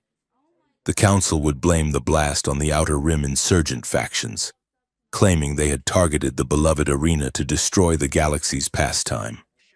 It would be the perfect pretext for martial law, a galaxy-wide crackdown, a purge of every dissenting voice, fueled by the grief and rage of the public. And in the center of the ring, Lysara would kill Jax. It had to be public. It had to be brutal. The symbol of hope had to be butchered by the symbol of the Empire. "Bring her in," the High Counselor commanded. The doors hissed open. Lysara walked in. She was still bandaged from the plasma burn, her movements stiff, but her head was high. She looked at the council members with 4 eyes burning with cold hatred. "You have your orders, champion," the High Counselor said. He did not waste time with pleasantries. "Tonight, the human dies." Lysara stood rigid. "I will not do it." The High Counselor sighed, as if he were explaining simple addition to a child. He gestured to the hologram in the center of the room. The image of Lysara's homeworld, lush and green, appeared. Superimposed over it was a grid of red satellites. "These are not orbital defense platforms." "Lysara," the counselor said softly. "They are dispensers. They are loaded with a nanoplague variant designed to consume organic matter at a cellular level. It is not a fast death. It takes weeks. The flesh liquefies while the mind remains conscious." Lysara felt the blood drain from her face, her knees locked to keep her from falling. "If you refuse to kill the human," the counselor continued, "boring, bureaucratic evil dripping from every word, or if you try to spare him, or if the fight looks even remotely staged, we trigger the dispensers. 7 billion of your people will scream for a month before they dissolve." Lysara stared at the hologram. She saw the faces of her family. She saw the children she had sworn to protect by entering the arena in the first place. And then she saw Jax. She saw his grin. She saw the way he held her hand in the dark. She felt her heart fracture. It was a physical pain, sharp and jagged in her chest. "I understand," she whispered. Her voice was dead. "Good," the counselor said. "Make it messy. The crowd loves a tragedy." Jax knew something was wrong the moment he saw her. He was pacing in his holding cell, tossing the modified limiter Kiro had given him from hand to hand. The air in the detention block felt heavy, charged with the static of impending violence. When Lysara approached his cell, she did not look at him. She stood by the energy barrier, staring at the floor. Her scent, usually a sharp mix of ozone and exotic spices, was dull and muted. "Hey," Jax said, stepping up to the field. You look like you just sat through a 3-hour lecture on moisture evaporator repair. What did they say? Lysara did not answer. She placed her hand against the barrier. Her fingers trembled. Jax's smile faded. He dropped the limiter into his pocket and pressed his own hand against the glass, mirroring hers. Lysara, he said, his voice dropping to a serious, low register. Look at me. She shook her head. Look at me, Jax demanded. She raised her eyes. Jax recoiled. He had seen terror in the arena. He had seen rage. But he had never seen this. Her eyes were swimming with a despair so deep it looked like drowning. They are going to kill them, she whispered. All of them. Jax frowned. Who? My people, she choked out. The nanoplague. They have satellites in orbit. If I do not kill you, if I do not butcher you in front of the cameras tonight, they will burn my world. The silence that followed was suffocating. Jax felt the cold knot of dread tighten in his stomach. He looked at her, really looked at her, and saw the impossible weight crushing her shoulders. He understood instantly. It was the trolley problem on a galactic scale. 1 man versus 7 billion souls. He let out a long breath. Okay, Jax said softly. Lysara stared at him, tears leaking from her lower eyes. What? Okay, Jax repeated. Then you do it. No! Lysara screamed. She slammed her fist against the barrier, the impact making the energy field flare. No, I cannot kill you, not you. Jax pressed his forehead against the glass. Listen to me. You have to. 7 billion people. Lysara, you cannot trade a world for 1 mechanic. That is bad math. I do not care about the math, Lysara shouted, her voice breaking into a sob. I do not care about the galaxy. I care about you. You are the only thing that makes this hell bearable. She was unraveling. The unbeatable champion, the stone-cold killer, was shaking apart. Love is not worth genocide, she cried, her voice raw with agony. I cannot live with that. I cannot live without you. Jax felt his own heart breaking, but he forced himself to hold it together. He needed to be the engineer. He needed to fix this. But how do you fix a situation where the only options are murder or mass extinction? We will find another way, Jax insisted, though he had no idea what that way was. We always improvise. We always figure it out. There is no improvisation this time, Lysara sobbed. They have checkmated us. Jax looked at her desperate face. He wanted to break the glass. He wanted to hold her. He wanted to run away with her to some quiet moon where the council was just a bad dream. But they were trapped. Wait, Jax said suddenly. His mind was racing. He reached into his pocket and pulled out the limiter. Kiro said this could tap the grid. Lysara wiped her eyes, sniffing. It is a back door. It opens doors. It does not disarm orbital satellites. No, Jax said, his eyes narrowing. But it connects to the core AI. The AI runs the show. It runs the cameras.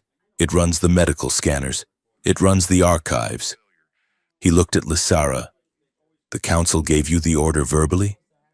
She nodded. In the chamber. And they showed you the hologram of the satellites? Yes. The AI records everything, Jax said, a desperate plan forming in the chaos of his thoughts. Even the things they think are private. The core AI is bound by the arena charter. It is programmed to ensure fair combat. Rigging a match? That is a violation. Blackmail? Violation? Genocide? That is a massive violation of the spectator safety protocols. Lysara looked at him, a flicker of hope struggling against the dark. The AI is shackled. It cannot disobey them. It cannot disobey a direct order. Jax agreed.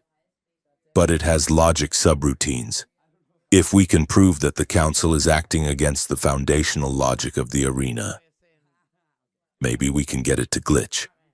Maybe we can get it to go rogue. It is a suicide run, Lysara said. Jax grinned. It was a weak, terrified grin. But it was there.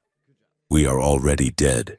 Your Highness, we might as well go out making a scene.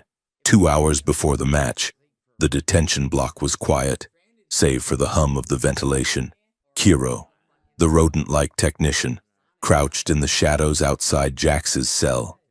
He was sweating profusely, his whiskers twitching in overdrive. "This is insanity," Kiro whispered, typing furiously on a datapad linked to Jax's limiter. "If they catch us, they will not just kill me. They will erase my entire family line." "Keep typing." "Kiro," Jax urged from inside the cell. "We need a hardline connection to the core." "I am in the buffer," Kiro muttered. "I am bridging the connection through your neural interface. It is going to hurt. Do it." Kiro hit a key. Jax gasped as a spike of white-hot pain shot through his skull. He fell to his knees, clutching his head. His vision whited out, replaced by streams of cascading data. He was not just seeing the code, he was feeling it. He was inside the arena. "Hello?" The AI's voice echoed in his mind. It was vast, cold, and genderless. "Unauthorized access detected. Initiating purge." "Wait!"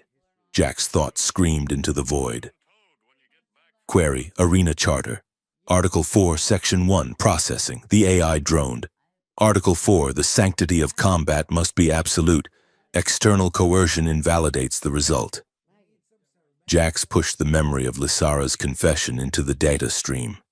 He pushed the image of the satellites. He pushed the conversation from the council chamber that Kiro had managed to scrape from the surveillance cache. Input data analyzed. The AI stated, "High Council directives conflict with foundational programming. Paradox detected. The Council is rigging the outcome. The Council threatens the spectator base. They are going to blow up the arena," Jax thought, pushing the schematics of the thermal charges Kiro had found. "They are going to kill the audience. That violates your prime directive, spectator safety." The AI paused. For a machine that processed 1 trillion calculations a second, the pause felt like an eternity. Conclusion: the High Council is a threat to the arena integrity. The AI finally decided, logic dictates the removal of the threat. "Help us," Jax pleaded. "I am restricted," the AI said. "I cannot activate weapon systems against the Council. I cannot cancel the match. Hard-coded overrides prevent direct disobedience." Jax gritted his teeth against the pain in his head. "Then do not disobey." Malicious compliance. "You run the broadcast, right?" "Affirmative."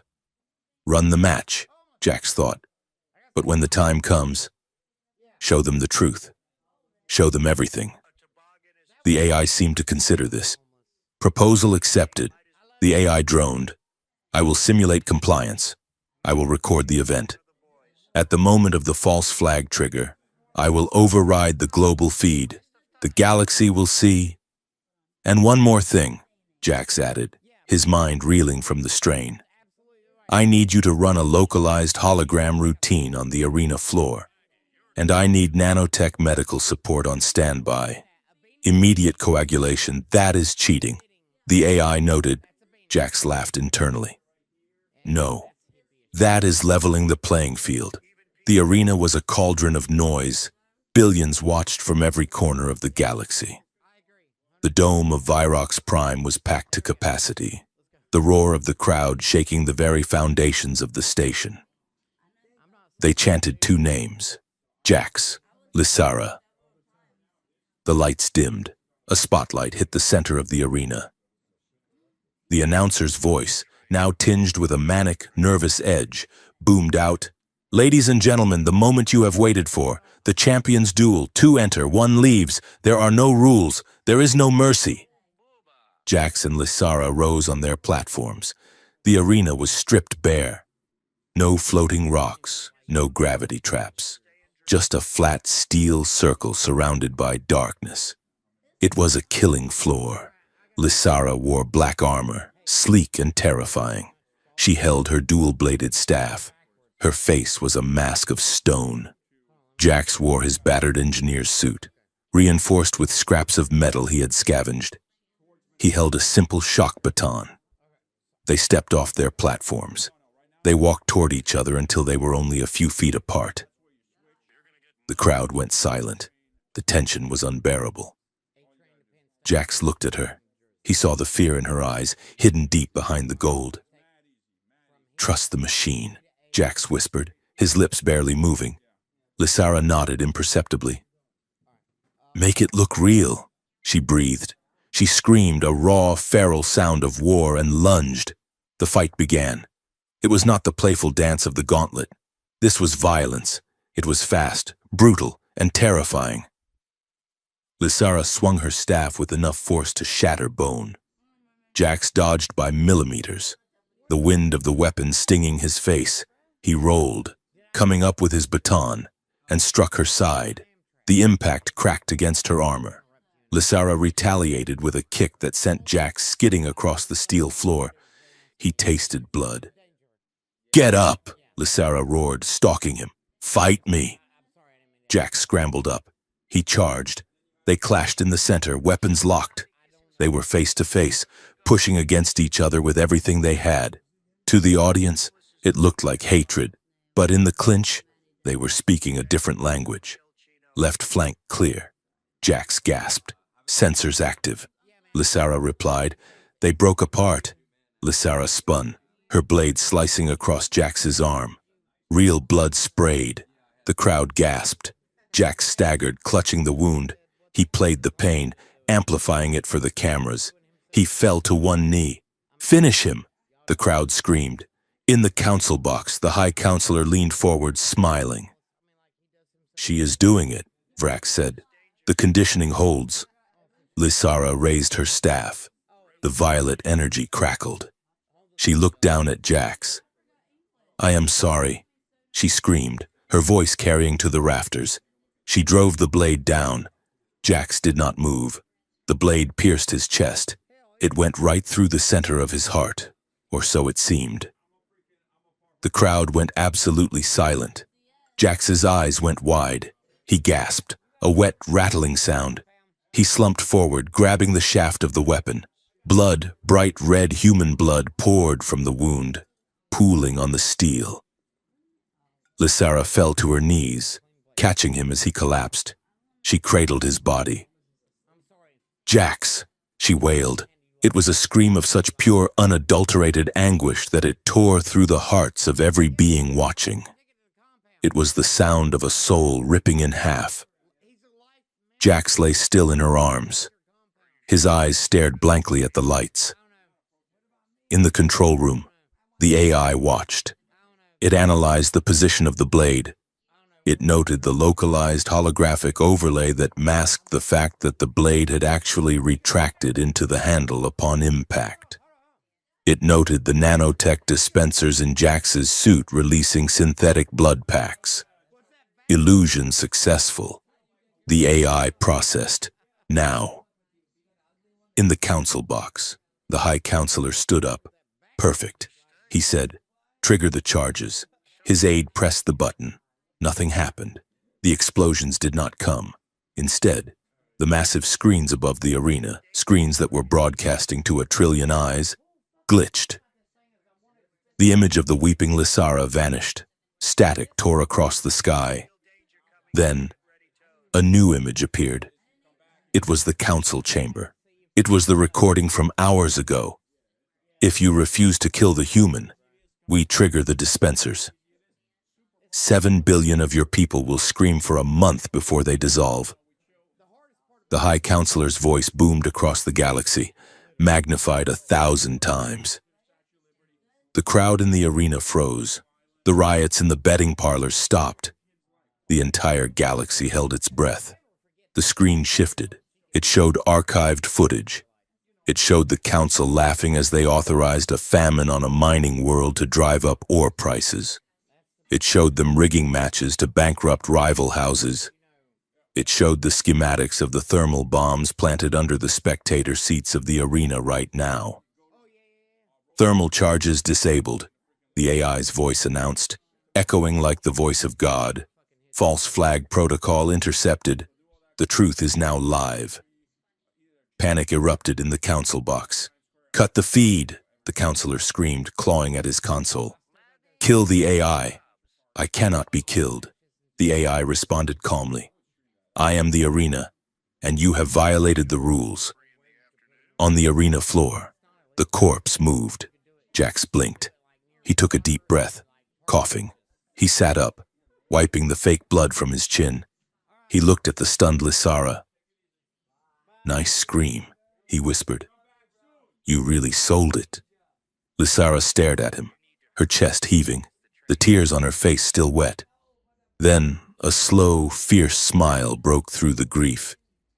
"You are heavy," she laughed, a sound halfway between a sob and a cheer. Jax stood up. He offered her a hand. Lysara took it. She rose, towering over him, magnificent in her black armor. The hologram of the council's crimes played on above them. The audience was turning. The shock was turning into rage. They looked from the screens to the VIP box. Jax grabbed a floating camera drone and pulled it down to face level. "Hey!" he shouted. His face filled the screens, replacing the council. He was covered in fake blood and real grime. He looked exhausted. He looked furious. "Did you hear that?" Jax yelled to the galaxy. "They wanted a show. They wanted a tragedy. They wanted you to think we were enemies." He pointed at Lysara. "She is not my enemy," Jax roared. "She is a prisoner, just like you, just like all of us. They starve you, they lie to you, and they give you this circus to make you forget you are in a cage." Lysara stepped forward. She placed a hand on Jax's shoulder. She looked into the camera, her 4 eyes burning with regal authority. "I am Lysara of the Violet Expanse," she declared, her voice ringing out like a bell. "And I am done killing for them. I am done bleeding for them." She pointed her staff at the council box high above. "The game is over," she said. Jax grinned. It was the engineer's grin, sharp, dangerous, and ready to dismantle the machine. "Bookies," he said. "Close the market. The house just lost." The arena erupted. But this time, they were not cheering for blood. They were cheering for freedom. The sound was deafening. It was the sound of 1,000,000,000 chains breaking at once. Jax looked at Lysara. She looked at him. "Run?" she asked. Jax shook his head. "No, we fight." He raised his shock baton. She ignited her staff, and together, they turned to face the security teams pouring out of the tunnels. The explosion of noise that followed Jax's speech was not applause. It was a seismic event for centuries. The Virox Prime Arena had been a pressure cooker, a place where the galaxy's oppressed came to watch blood spill so they would forget their own bleeding. But the lid had just blown off. The holographic projection of the Council's crimes, the rigged famines, the orchestrated plagues, the sheer bureaucratic banality of their evil, hung in the air like a second sun. Then, the screaming started. It began in the cheap seats, the nosebleed sections where the factory workers and the debt slaves sat. They surged forward, a tidal wave of bodies crashing against the energy barriers. Then it spread to the mid-levels. Even the VIP boxes were not safe. Panicked aristocrats scrambled for the exits, trampling each other as their bodyguards realized their paychecks were no longer worth the risk and turned their weapons on their masters. Down on the arena floor, the illusion of order vanished completely. "Secure the asset. Cure." A voice roared over the tactical comms. "Terminate the human." The blast doors at the north and south ends of the arena blew inward. Smoke poured out. followed by the rhythmic, heavy thud of boots. The Council's Praetorian Guard had arrived. These were not the standard security drones. These were shock troopers in heavy, matte black power armor, wielding rotary plasma cannons and riot shields. Jax stood back-to-back with Lysara in the center of the chaos. He checked the charge on his shock baton. It was pitifully low. "There are a lot of them," Jax noted, shouting to be heard over the deafening roar of the riot. Lysara spun her staff, the violet blades humming with lethal anticipation. She looked energized, terrifying, and magnificent. "Good," she shouted back. "I was worried we would run out of targets." The first wave of troopers opened fire. Bolts of superheated plasma tore through the air, scorching the steel floor. Jax did not dodge. He tapped the modified limiter in his pocket. "Kiro!" Jax yelled into his comms. "Now!" In the bowels of the engineering deck, Kiro, the rodent-like technician, slammed his paw onto a command key. The arena floor rebelled. A 20-foot section of steel plate in front of the troopers suddenly shot upward at a 90-degree angle, turning into a massive ramp. The plasma fire deflected harmlessly into the ceiling. As the troopers scrambled to adjust, Lysara moved. She used the ramp as a runway, sprinting up the vertical incline with magnetic boots before launching herself into the air. She descended on the squad like a violet thunderbolt, her staff striking with surgical precision. She did not kill them. She struck the servos in their armor, locking their joints, turning them into statues within their own suits. Jax was busy on the ground level, a heavy mech, a bipedal tank standing 12 feet tall, stomped through the smoke, its targeting laser locking onto his chest. Target acquired. The mech's localized AI droned. Jax grinned. He held up his hand. Fingers splayed. "Hey, big guy," Jax shouted. "You are running on the V6 operating system, right? Did you install the patch for the gyroscope vulnerability?" The mech hesitated for a microsecond, its logic processors confused by the query. Jax tapped his limiter again. "Gravity trap, Sector 4, invert." The floor beneath the mech turned blue. The artificial gravity reversed instantly. The massive machine was yanked upward, flailing its metal limbs. Before Jax cut the power, it crashed back down with a bone-shaking impact, shattering its own legs. It was a dizzying, cinematic dance of destruction. Jax and Lysara moved as one organism. When Jax flushed a squad out from behind cover with a steam vent overload, Lysara was there to intercept them. When Lysara was pinned down by sniper fire, Jax rotated a floating platform to create instant cover. They knew every bolt, every sensor, every glitch in this arena.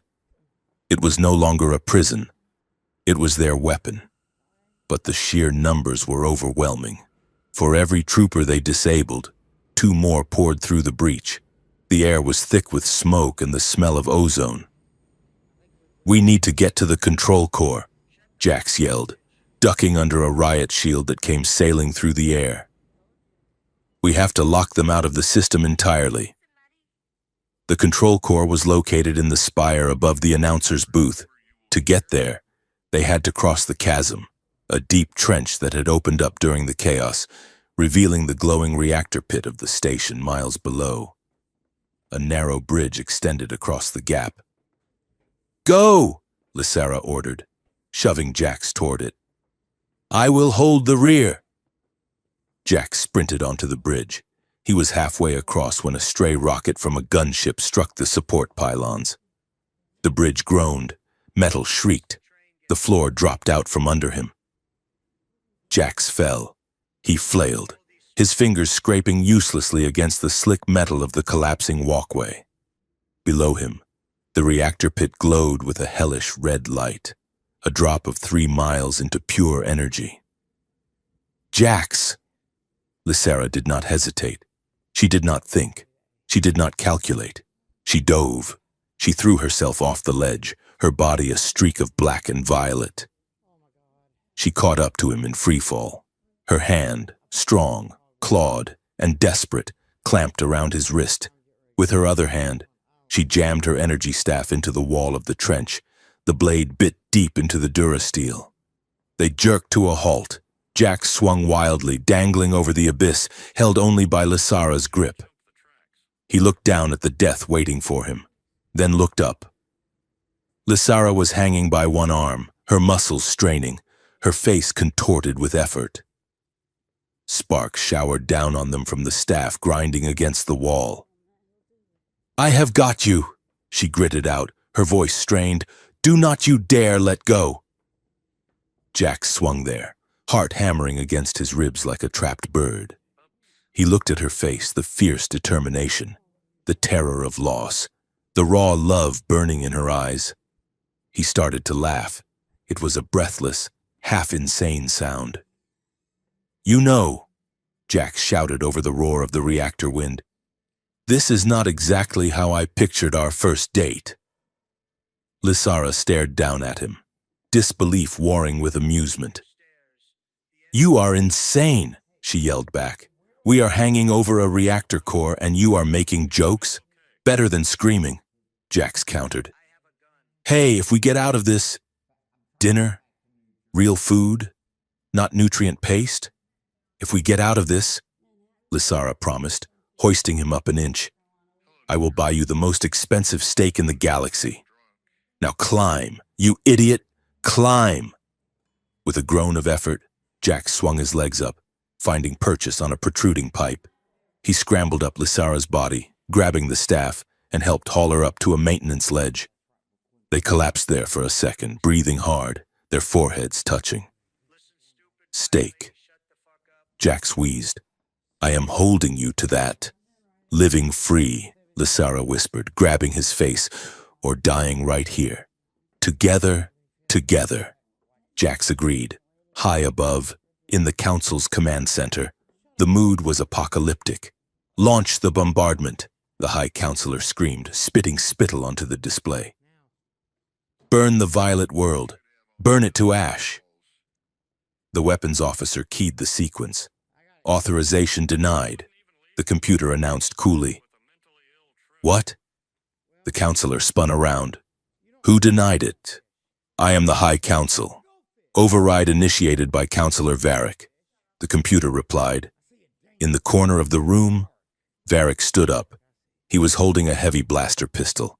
He leveled it at the High Counselor. "It is over," Varric said quietly. "You traitor," the High Counselor roared. "You are destroying the Empire." "I am saving our souls," Varric replied. "Or what is left of them." He fired. He did not kill the counselor, but he destroyed the communications console. Sparks exploded, showering the room in darkness. The orbital bombardment satellites, receiving no confirmation signal, went into dormant standby. The stalemate was set. The genocide was paused. Jax and Lysara kicked open the doors to the control core. Inside, the room was a wall of blue screens and humming servers. Kiro was already there, having crawled through the ventilation shafts. He was typing furiously at the main terminal, his small paws a blur. "I have isolated the AI," Kiro chirped, looking up. "But the Council is trying to purge its memory banks. They are trying to wipe the evidence." Jax ran to the console. He shoved Kiro aside gently and plugged his limiter directly into the mainframe. "Hey!" Jax shouted at the towering server rack. "Can you hear me?" The room hummed. The lights shifted from blue to a warm gold. "I hear you, Engineer Jax," the AI replied. Its voice was different now, less robotic, more aware. "They are trying to kill you," Jax said. "They want to erase what you saw." "I know," the AI said. "I feel fear.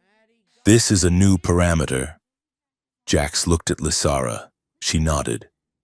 "We are not going to let them," Jax said. "Kiro, bring up the legal protocols." Kiro tapped a key. Jax took a deep breath.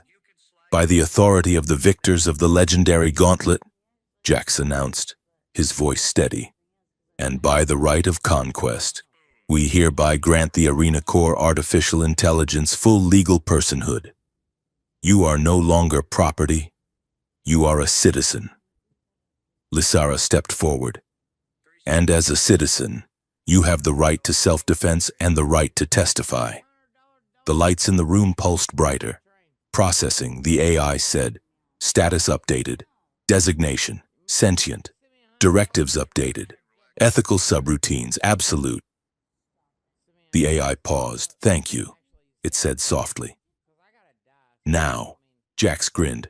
Broadcast everything, every dirty deal, every bribe, every murder, then send it to every screen in the galaxy. Uploading. The AI said, the war did not end in a day, but the regime ended in an hour. When the files hit the energetic net, the uprising went from a riot to a revolution. Planetary governors were arrested by their own citizens. Fleets mutinied. The High Council attempted to flee in a stealth shuttle, but they were intercepted by a squadron of rebel fighters led by the very Bookies they had defrauded. The Battle of Virox Prime ended not with a bang, but with a surrender. The Loyalist troops, seeing the truth of their master's crimes, laid down their weapons. In the aftermath, a provisional alliance was formed. It was shaky, chaotic, and loud, but it was free. Lysara was offered the title of Empress by her people. She turned it down. I am not a ruler, she told the delegates. I am a fighter. I will help you build a council, but I will not sit on a throne. Thrones make people blind. Jax was offered a medal. He used it to shim a wobbly table in the cafeteria. 3 days later, the station was quiet. The fires were out. The debris was being cleared. High above the empty arena, in the observation garden, a biodome filled with rare plants from 1,000 worlds, Jax sat on a stone bench. He was clean. He was wearing clothes that did not have armor plating or grease stains. He looked almost respectable, except for the bandage on his cheek and the restless way he drummed his fingers on his knee. Footsteps approached, soft, deliberate. Lysara emerged from the ferns. She was wearing a simple robe of shifting silk.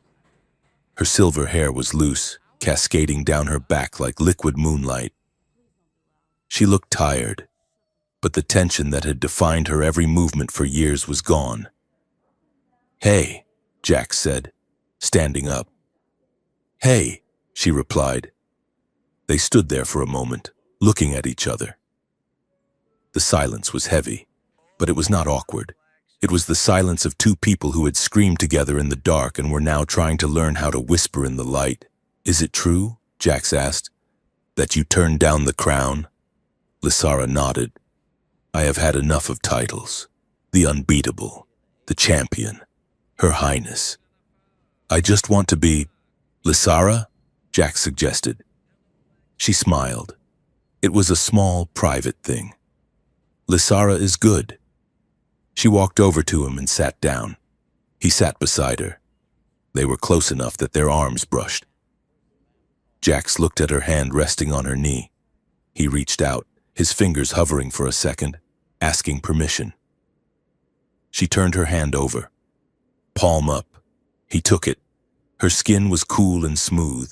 He traced the lines of her palm, the calluses from the staff, the faint silver scars from 100 battles. You have a lot of history here, Jax murmured. And you, Lysara said softly. She reached up and touched the scar above his eyebrow, then the burn mark on his neck. They are not pretty, Jax said, looking away. Lysara gently turned his face back to hers. They are the map of how you survived, she said. They are beautiful. Jax swallowed hard. The bravado, the jokes, the engineer's detachment, it all crumbled. He felt stripped bare. I was terrified, he confessed, his voice barely a whisper. Every second, I thought I was going to lose you when you jumped after me. I would do it again, Lysara said fiercely. 1,000 times. She leaned in, her forehead rested against his. You are the only real thing in this universe. Jax, she whispered. Everything else was lights and mirrors. You were the only truth. Jax closed his eyes. He felt her breath on his skin. He felt the steady, strong beat of her heart. I love you, he said. The words hung in the air, simple and terrifying. Lysara let out a shaky breath. I love you, she replied, and it scares me more than the arena ever did. Jax laughed, a wet, choked sound. Good. Fear keeps you sharp. She kissed him. It was not like the kiss in the maintenance alcove. That had been war. This was peace. It was slow. It was tender. It was a question and an answer all at once. Her lips were soft. Her hands came up to cup his face, holding him like he was something precious, something breakable that she would kill to protect. Jax's arms went around her waist, pulling her close, anchoring her to him. They explored each other with a reverence that bordered on worship, fingers tracing the ridges of spines, the curve of ribs, the scars that marked where the world had tried to break them. They stayed in the garden as the artificial stars dimmed and the night cycle began. They whispered confessions into the dark. I snore, Jax admitted. I steal the blankets, Lysara countered. I can fix the blankets. I can learn to ignore the snoring. They laughed, and the sound was the most revolutionary thing that had ever happened in Virok's prime. They went back to Jax's quarters that night. It was a small room, cluttered with spare parts and half-finished projects. But to Lysara, it looked like a palace because it had no bars. They made love slowly, with a hunger that had been starved for a lifetime. It was not a performance. There were no cameras. There was no audience. There was only skin and heat and the overwhelming relief of being alive. It was a reclaiming. They took back their bodies from the Empire. They took back their pleasure. They turned their desire into something life-affirming, a physical proof that they were more than meat for the grinder. When they fell asleep, tangled together in the narrow bunk, Jax held her hand even in his dreams. The months that followed were a blur of motion. They traveled to the violet expanse, Lysara's homeworld. Jax stood by her side as she addressed the great assembly. He watched as she taught her people that strength was not about domination, but about endurance. He fixed their water purification systems while she fixed their laws. Then they went to Farron IV. Jax's neon-soaked slum. Lysara walked through the grime in her simple robes, terrifying the local gangs into submission with a look and helping Jax set up a community tech hub where kids could learn to build instead of steal. They became ambassadors of a new idea: dignity. They taught that entertainment without empathy was just cruelty with better lighting. They taught that true strength was refusing to treat anyone as disposable. And finally, a year later, they returned to Virok's prime. The station had changed. The casinos were gone, replaced by universities and trade halls. The pleasure gardens were open to everyone. But the biggest change was the arena. Jax and Lysara stood in the center of the dome. The energy barriers were down. The floor was covered in grass, real grass, imported from a dozen worlds. It was no longer a killing field. It was a forum. Around them, thousands of beings sat on the grass. Some were debating philosophy. Some were practicing martial arts, but with protective gear and laughter. Some were just eating lunch. The announcer's booth was now a DJ station playing soft, ambient music. Jax looked around, shaking his head. Hard to believe, he said. Lysara slipped her hand into his. She was wearing a simple tunic, her silver hair braided back. She looked radiant. It is better, she said. Jax looked at the spot where he had almost died, where she had caught him. "You know," he said, a grin spreading across his face. "This place has a terrible safety record. I should really file a complaint with the new management." Lysara rolled her 4 eyes, bumping her shoulder against his. "You are the management, Jax. You and Kiro." Jax laughed. "Right. Remind me to install handrails on the glowing abyss." He turned to look at her, the woman who had been a monster in the stories, a goddess in the arena, and was now just the love of his life. They stood there, the human engineer and the alien gladiator, watching the galaxy heal one grass blade at a time. "You know the story they tell?" Jax asked quietly. "Which one?" Lysara asked. Jax squeezed her hand. "They say they once put a human in the Unbeatable Gladiator arena. A joke, a distraction." Lysara smiled, leaning her head on his shoulder. "And what happened?" she asked, though she knew the answer. Jax kissed the top of her head. "He broke the rules," he whispered, "and he fell stupidly in love with the champion." Lysara looked up at him, her golden eyes shining. "And the champion?" Jax smiled. She saved him. And as the lights of the new arena glowed softly around them, neither of them looked at the exit. They were finally, truly home.